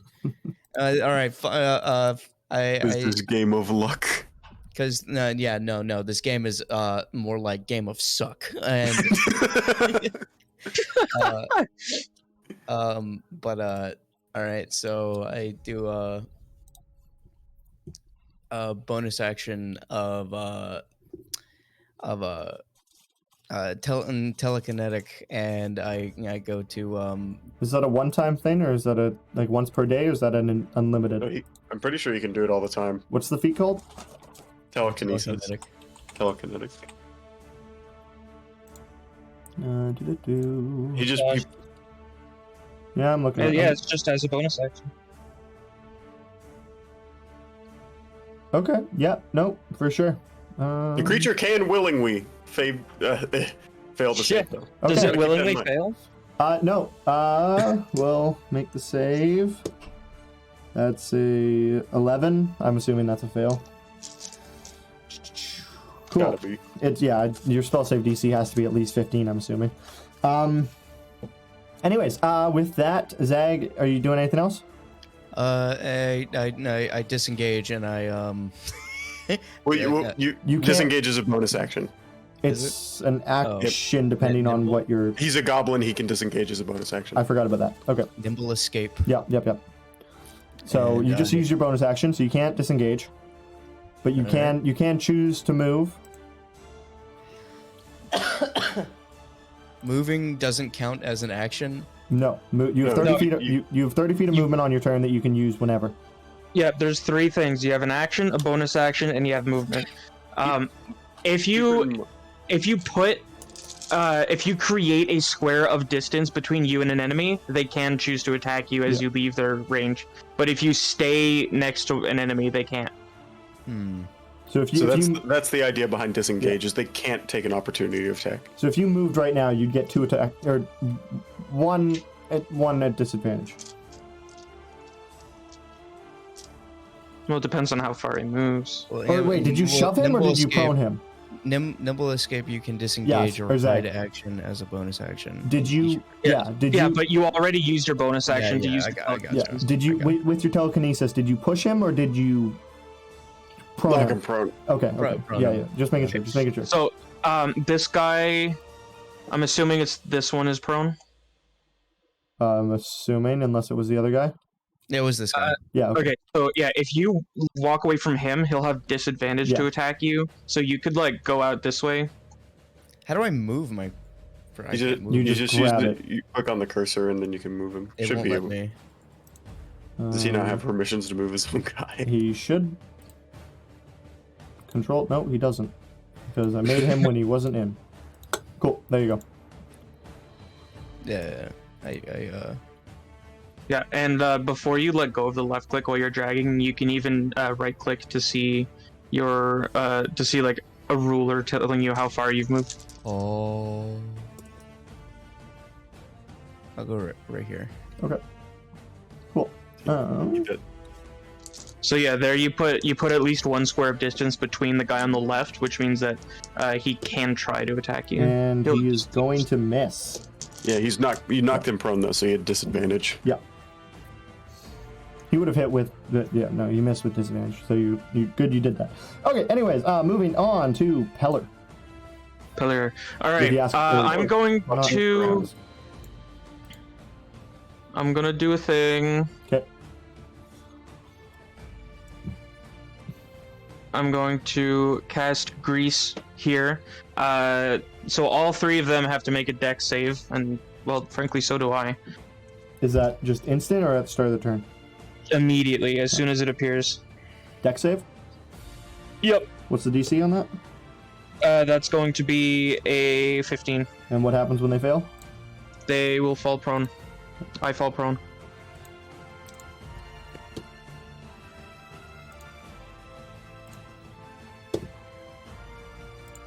These 2 fall prone. Okay. Okay, I am going to use this 15 feet movement to stand back up. You are beat booping. You're rope waiting. I stand There by you go. using half my movement. Okay.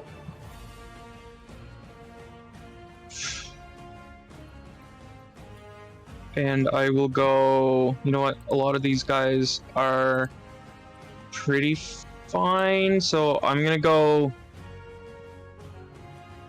Actually, no, I'm not gonna go that far. I'm just gonna go like right here. Right there? Not even. I'm gonna. Yeah, you know what? Yeah. We're gonna go right here. Okay, so let me just make sure. How big is the area of effect from Cloud of Daggers? Where is that Cloud of Daggers?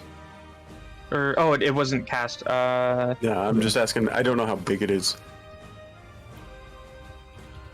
Okay, Peller, you.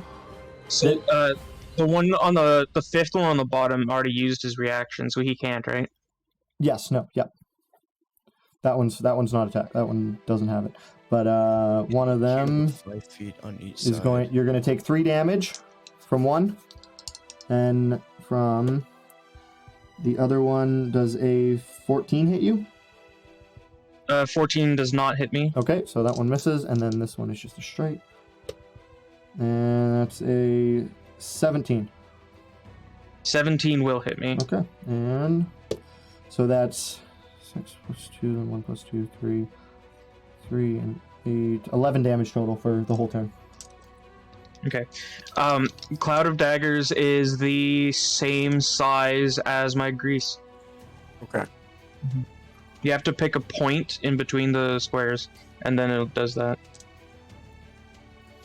Okay. It's like, yeah. Anything else you do in Peller?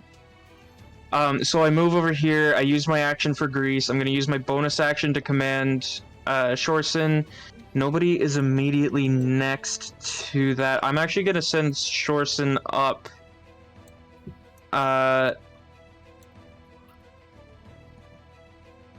Here. Like up where, sorry? Shorson was here. Yeah. And I'm going to move Shorson there. Okay. And Shorson will attack this one. As Shorson goes past the other one, does a 13 plus 17 hit him? I believe, yeah. Okay. Shorson will take 7 damage. Okay. And I'm going to attack. I have advantage because he's prone for 17. 17, yes, that will hit. Which one are you hitting? This guy. Oh, with Shorson. Okay, yep. Yep, and that's going to be 8 damage. 8 damage, okay. And that's going to be everything. Everything. Cool. And it's the goblins' turns. Cool, cool, cool. Bring it on, you punk Do they bitch. need to make another save starting their turns in the... Or how does that work? A creature that enters the area or ends its turn there must do so. So, no. Okay. But they are prone to start. Yep. If they were prone. Yep, this guy was prone, so he's going to run over, and he's not prone anymore. And he is going to attack you for a 18. 18 will hit. Okay. And he's going to do 7 damage. 7 damage, okay. Yep. Then this guy is going to do... that's going to hit as well. Can I impose disadvantage with Shorson? Yes. Two 17s back to back. I'm sorry, mate. Oh, man. But hey, only 1, so 3 damage. And then he's going to move over here as well. Then this guy is going to stand up. And he's going to exit the grease. And he's going to attack Shorson for a 17 as well. Jesus fucking Christ. I'm rolling 17s and I'm getting 13s and adding the 4. Does 17 hit, Shorson? Oh, yeah. Okay. And that is 7 damage. 7 more damage. 7 more damage. This guy is going to run. Yask is on the ground by now, so he's going to run down here. And he is going to swing at Yask for another 7 fucking 21 to hit. Jesus Christ. That does hit. This dice is awesome. And that's going to be 7 damage to you, sir. Okay. Dice. Then it was this one is going to stand up and he's going to attack Shorson with a 3. Oh fuck. Okay, never mind. Okay, so that one misses, and then the last one here is going to attack Zag for a 11, which is not going to hit. Miss. Cool, and that ends their turn. Yes. It's my turn. Yes. Fuck, I'm in not a great situation. Not entirely. Ah, shit. Okay, well, I'm gonna bonus action disengage from this guy. Then I'm gonna run up right under Zag, and I'm just gonna swing my rapier at the one next to me. Okay. So that is Yes. That's a crit fail. That is a crit fail. Oh no. Okay.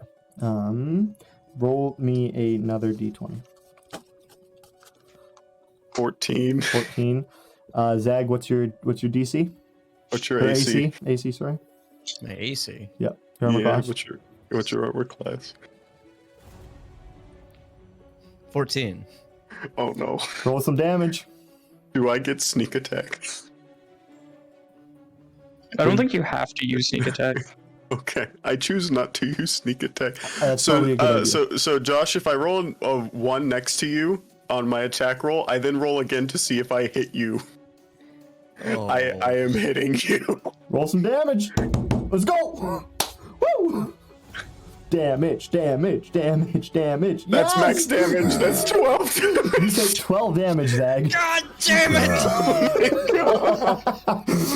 Yes, you run up after kind of like just settling yourself, and you run up and you go to stab the try and goblin, slide in but all you kind of cool, like trip over yourself because you're not used to having these tiny little feet. So you trip over yourself and you just stab fucking Zag right in the chest, and he just kind of like, what the fuck?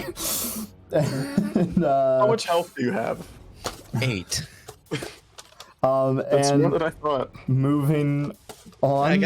I've always gotten hit every single turn. What Even else? on mine. What what else do you want to do there, Yask? Or do you have anything? Cry, and in my turn. Okay, cool. Zag, moving on to you. All right. I summon Cloud of Daggers. Okay. So how that works is you pick a point, and then the 4 squares surrounding that point are all affected, and then it does damage on the enemy's turn, like when they start in that. It's actually a really good spell. You're just not going to deal damage immediately until their turn. I'm gonna do it right here. Where? Yeah. Sorry, do that again. It's in a pink outline. Oh, okay, it's the pink outline. Okay, so off of that point. Cool, so those two are in an army of daggers. Do you have anything else for your bonus action? What do you want to do? Bonus action. I will telekinetic this guy right here. Right, cool. Knock him to the fucking ground. Fuck, if there's one thing that they're doing bad, it's that. Okay, that guy falls prone. Do. Dexterous, not strong. All right, and moving, or is that all you're gonna do, Zach? That'll be it. Yeah. Okay, moving on to Peller. Okay. I will. Let's see. 5, 10. I could probably do that. It's gonna be gross.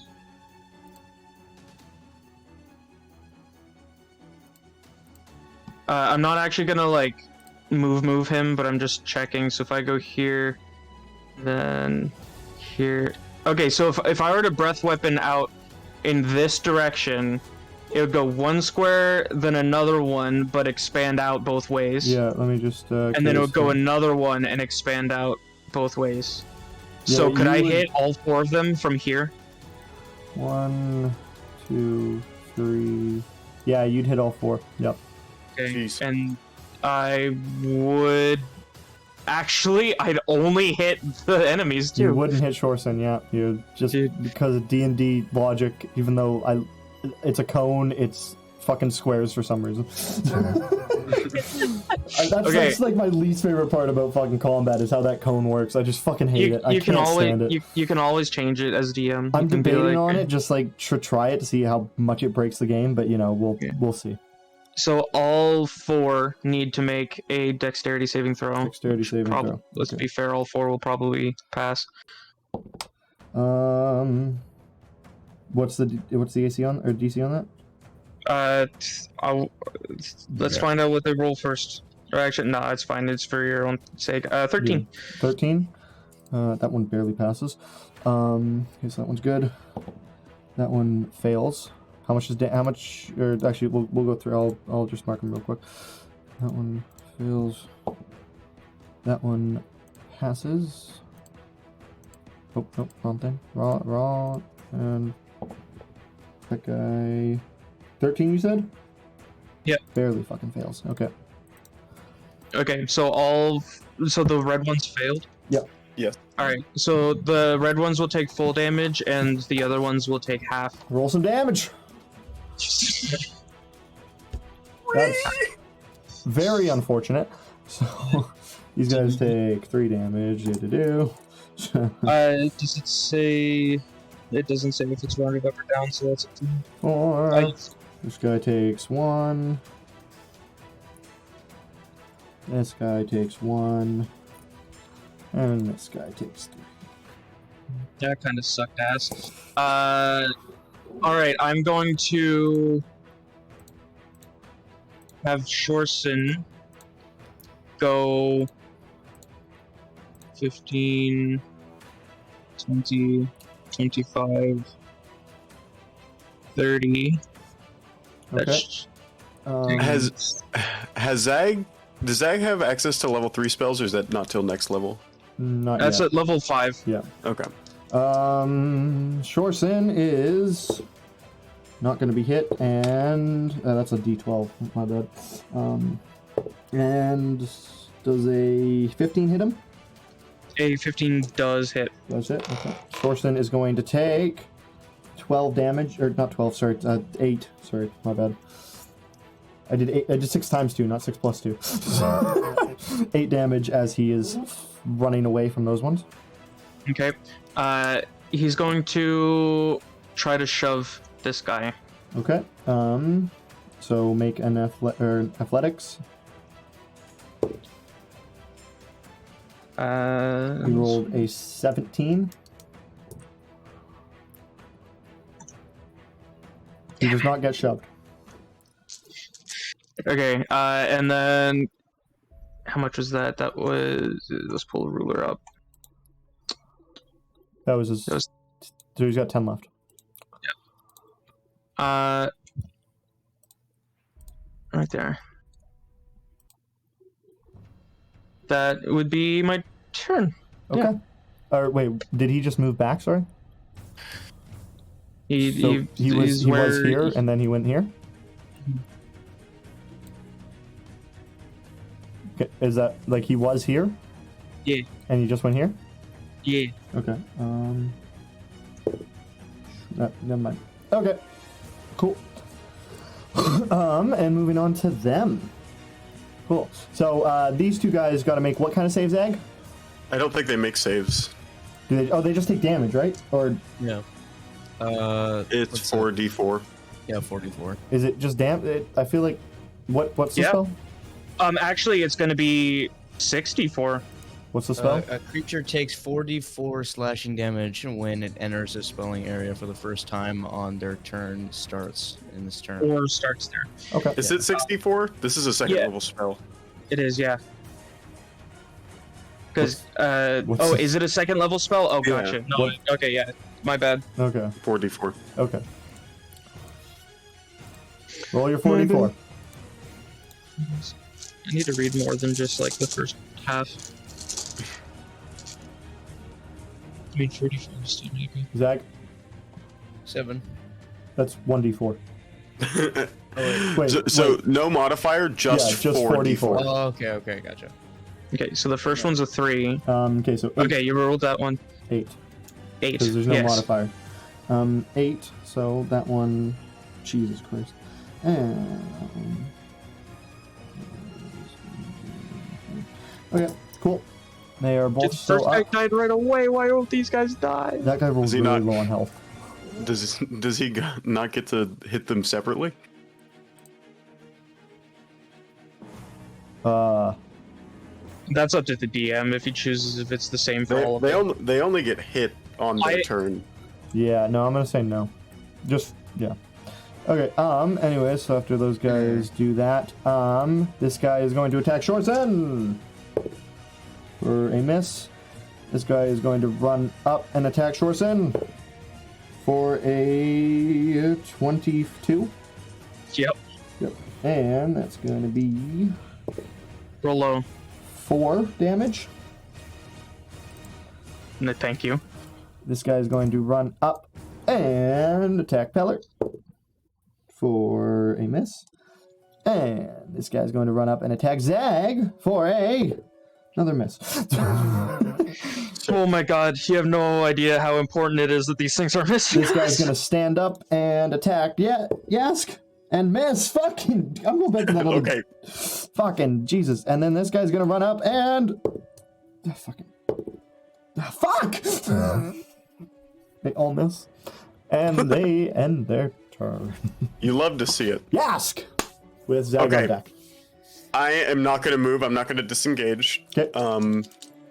But I am going to use, as a bonus action, I'm going to use help on this one up here. Okay. So You're gonna use the help action on it. Well, bonus action because I'm a mastermind rogue and I can use it within 30 feet away. Yeah, I'm going to use help on it. So the next attack against it is when the next ally attacks it, they get advantage. And okay.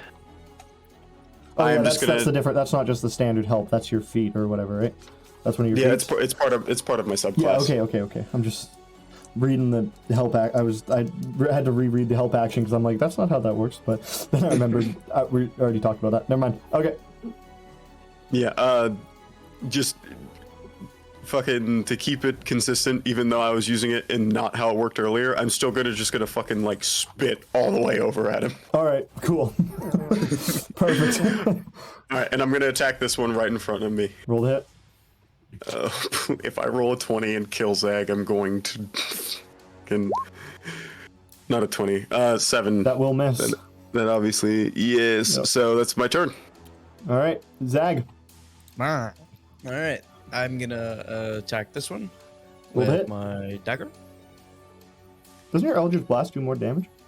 Yeah, but it's close range, so he'd have disadvantage. You could also use Booming Blade. It's a cantrip. Yeah. Or you could attack like this one. Yeah, use your Booming Blade, which lets you attack with your dagger. It just does more damage. You could attack the one I used help on. You'd have advantage on your attack. Yeah, you could attack this one with Eldritch Blast and have attack or advantage. Huh. Or you could Booming Blade one of the guys next to you for more damage. Yeah.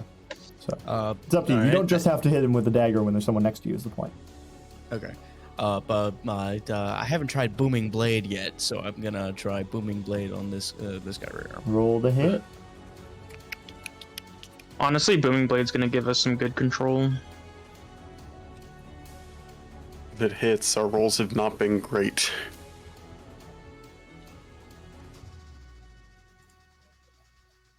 Well, I don't think that's it. That's gonna miss. Fuck Shit. Fuck this game, dude. This It's okay. We're all missing. D&D sucks. Everyone is missing right now. It is going pretty terribly. Do you do anything else, Zag? Your bonus action? But obviously telekinetic on this guy. Okay. Okay. Fuck. It was action fucking shoved. I would shove him. I would not push him to the ground. Shove him. Okay. He rolled a nat 1, so he goes back double the distance. So he's in the blades, and he takes another 4d4. Roll 44. Roll 44. That's fucking sick. No, it's not. 10. 10. That guy is obliterated once he enters the Just blade. like getting pushed into He is like a fucking shredded grinder. apart as he enters this wall of blades. Fuck, that was actually awesome. I'm not even mad about that. That was fucking cool. Okay, moving on to Peller. Okay, I'm going to disengage, and I will go here, and I'm going to jump for my strength, for my strength score, which is I can only jump over 1 square. Okay. I'm gonna go here, and I'll make my dex save. Okay. Uh-huh. I stay up. Yeah, you succeed that. And that's gonna be me. That's what I do. Shorson is kind of chilling out there. You know what? He's gonna stand his ground. I'm not gonna command him to do anything. Do I have any extra special bonus actions that I can do? You know what? Actually, no. He's gonna take the disengage action himself, and he's gonna move up to, right here. No. He's gonna move right here. No. No, yeah, the first one was good. All right, that's my turn. Okay, cool. So moving on to the goblins. These guys all see the grease split that you have made their repeller, and they don't want to re-enter, so they sheath their scimitars and they pull out some crossbows. Okay. Or short bows, sorry. But that's their action. Because they get one free use of using an object to sheath, and then it takes an action to do it again to unsheath. No, it doesn't. Damn. What? Miss, hits, and misses. Okay. DM said nuh-uh. And that's 4 damage. 4 piercing damage. I'm salty. I think the If I- GM just doesn't like how I call it. I bully his characters all the time. I'm gonna be honest. This combat is our fault.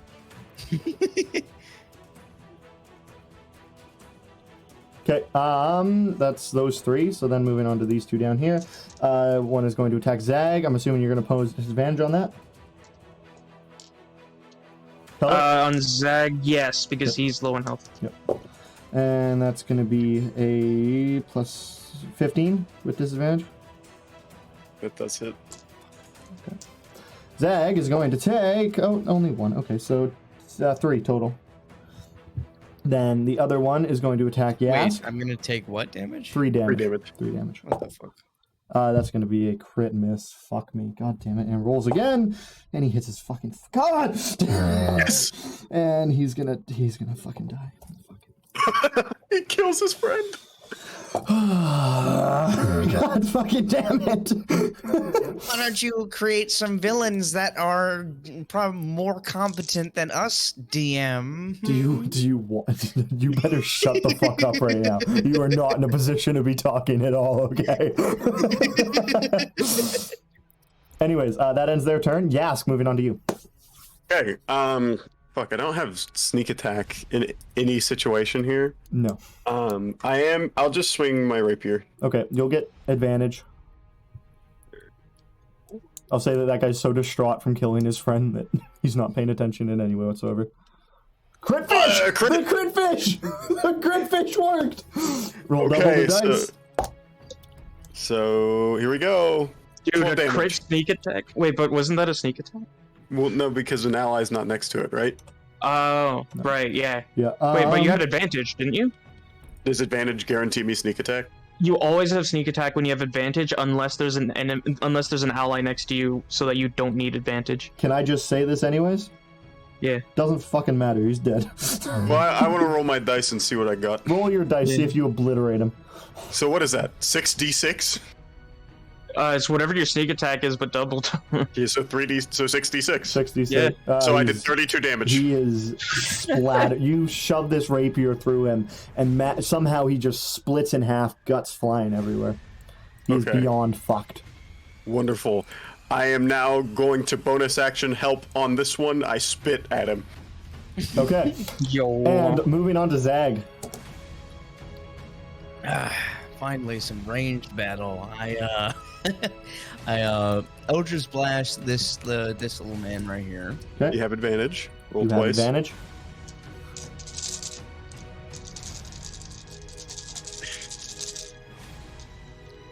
Just setting up numbers and all this stuff. Okay. 19. Hmm. Crit fish. Roll one more time. 18. Okay, you still So hit. 19. Roll your damage. D10 So it's 1d10 plus plus 3 your now. charisma. I know. Just here we go. 8. 8. That one's fucked. He's dead. All right. So I will. I'll shove one. Yeah. I'll see.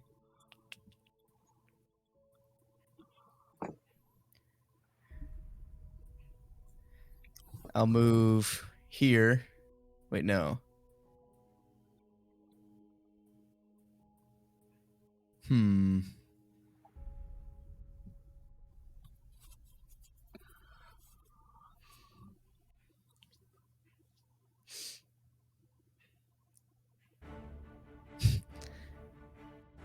I'll move right here, and I will telekinetic this guy. Okay. You'd have to roll a 1 to go into the oil slick. He passes that one actually. With a 16. So nothing happens. Nothing happens. All right, I guess that's it. Cool. That's the first one they've fucking That is passed. the first one they've passed. All right, and moving on to Peller. Okay. So can I use my free use of use an object to just toss something like Yep. here, just anything? Okay. So I do that, and then I am going to use catapult on that object and launch it up in this direction. So the first guy here, he needs to make a dexterity saving throw. Dexterity saving throw. That's a 15.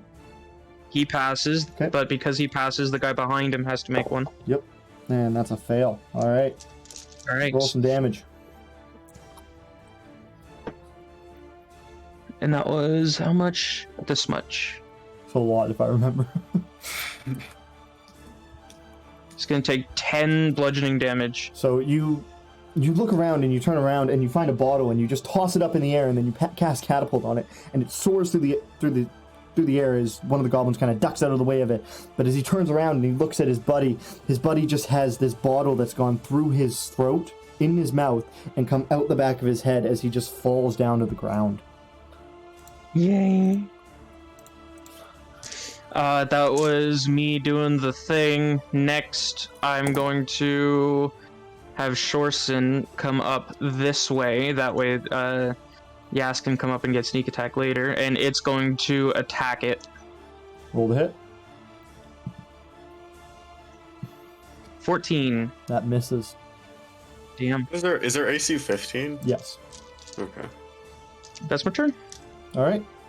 I believe it's Gobbo's turn. It is Gobbo's I turn. Gobbo I is fall gonna... down. I fall. Oh. Gobbo is gonna take a slash at Shorson.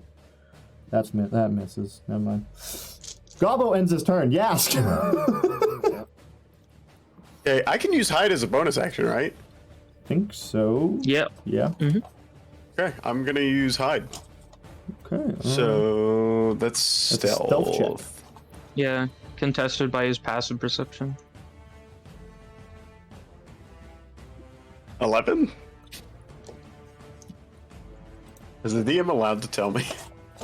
He's allowed to tell you if you try to make an attack. He'll be like, "Oh, you have advantage because he didn't see you," or "You don't have advantage because he did see you." All right. Okay, well I'm gonna run up and attack anyway.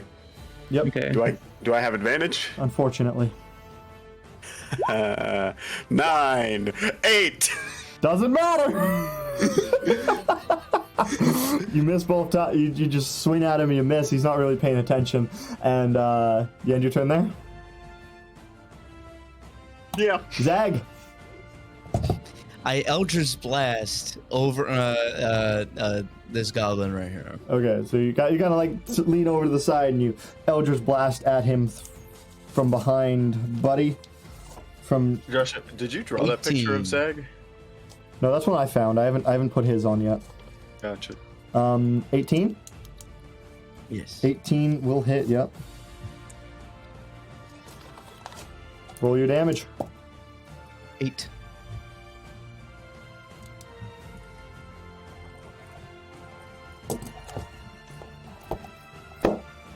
God, please tell me he's fucking dead. You watch as Yask runs up and takes a slash at this guy, just missing, and just out of pure rage of all these fucking goblins and dealing with all these gray-skinned fucks, energy just comes out deep from within you, and you force it past Yask, and you just hit it right in the chest as it's blasted back and knocks over a few garbage cans as it falls dead. And with no imminent threat, we are out of initiative.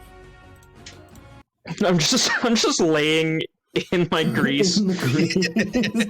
I'm going to walk head, over like, to. right next to spinny blades too. I walk over Yeah, to Peller. you make a deck save the second you enter that. I can't turn it off. It goes away in like 30-something seconds from now. What?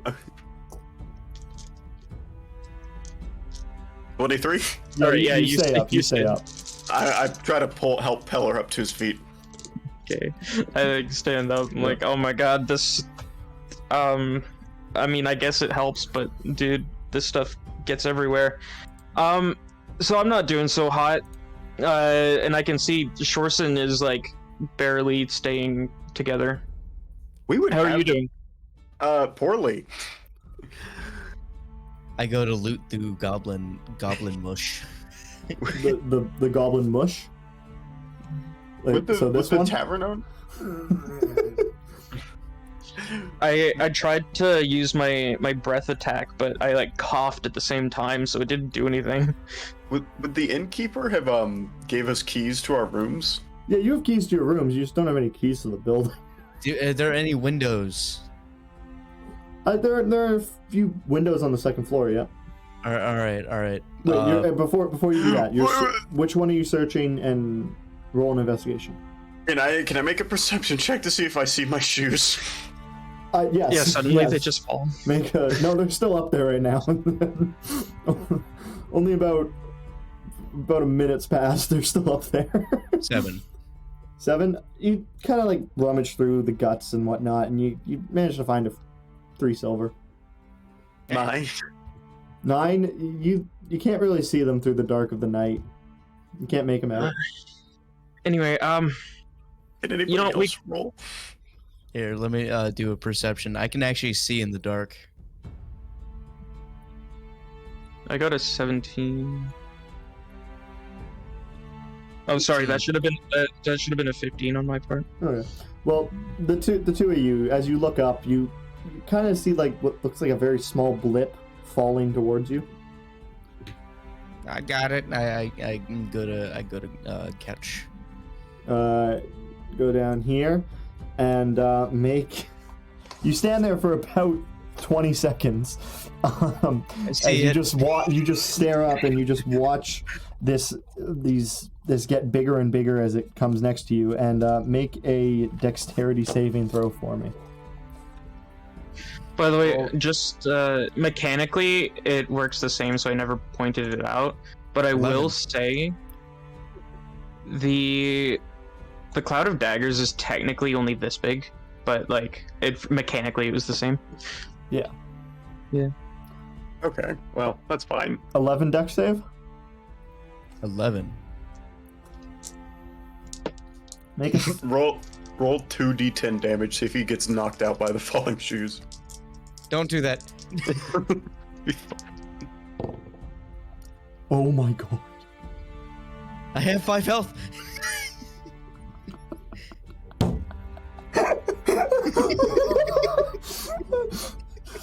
I rolled a d6 for each shoe. 2 6s. Is Zag knocked unconscious? You take 12 damage as these shoes, you look up and you kind of like blink as they're about to hit you, and they both just like smack you in the face as you fall down unconscious on the concrete. How long did he spend like waiting for it to fall? 20 seconds. 20 seconds 20 just seconds. staring up at it, watching them come Cool. down. I'm gonna cast Mending on Shorson 3 times. Okay. He gets 22 health back, baby. He had 1 health, by the way. Oh shit. So, Zag is unconscious. Yask and Peller are doing alright, I guess. Shorson's feeling a lot better. And, I want to do a medicine check to try and pick Zag up. While he does that, I do this again. Oh, I didn't mean to do that. First one was a 3. Or it was a 6. Are you doing a medicine check on him? 4. Oh, damn. I can heal him. I cast Cure Wounds. Okay. Roll your d4 or whatever it is. d4 plus 4 or something like that. 2d4? Yep. Or d4, yeah. Here we go. I roll a d8 plus my spellcasting ability modifier.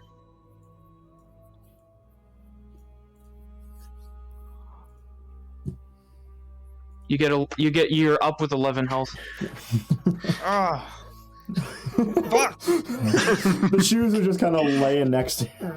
God. Those are heavy. They just fell like so fucking Hell. far. Oh yeah. It said like has to be 50 seconds. They were really high They up. were there. really fucking up there. All right. I stand up. I dust myself off. Thank you for that. I my goblin voice is gone because I'm kind of fed up right now. Fair enough. All right. All I right. turn to the rest of the goblin, like the corpses and all that stuff, and I yell. I do a mighty scream to the rest of the like portion of the neighborhood that we're in, of the area that we're in. And I scream, Destamdador! Your goblin menace has been vanquished! 50 more goblins. Fucking. Hey. As you do that, you look up and you kind of look out over the stars and you start to hear kind of like more pitter pattering coming towards you. Get inside. Get inside. Get inside. It's closed. Grab one of those goblin corpses and throw it through the window. Don't get in. Wait, you know what? We can lock our rooms. We're fine. Well, one of us will just have to bring Kazuki with us. Grab the most intact corpse you can find. Okay, well, it's definitely not fucking this one. Not the one you're next to. This guy. This guy only got stabbed in the stomach. Yeah. All right. Okay, Which one is it? This one or is it this one?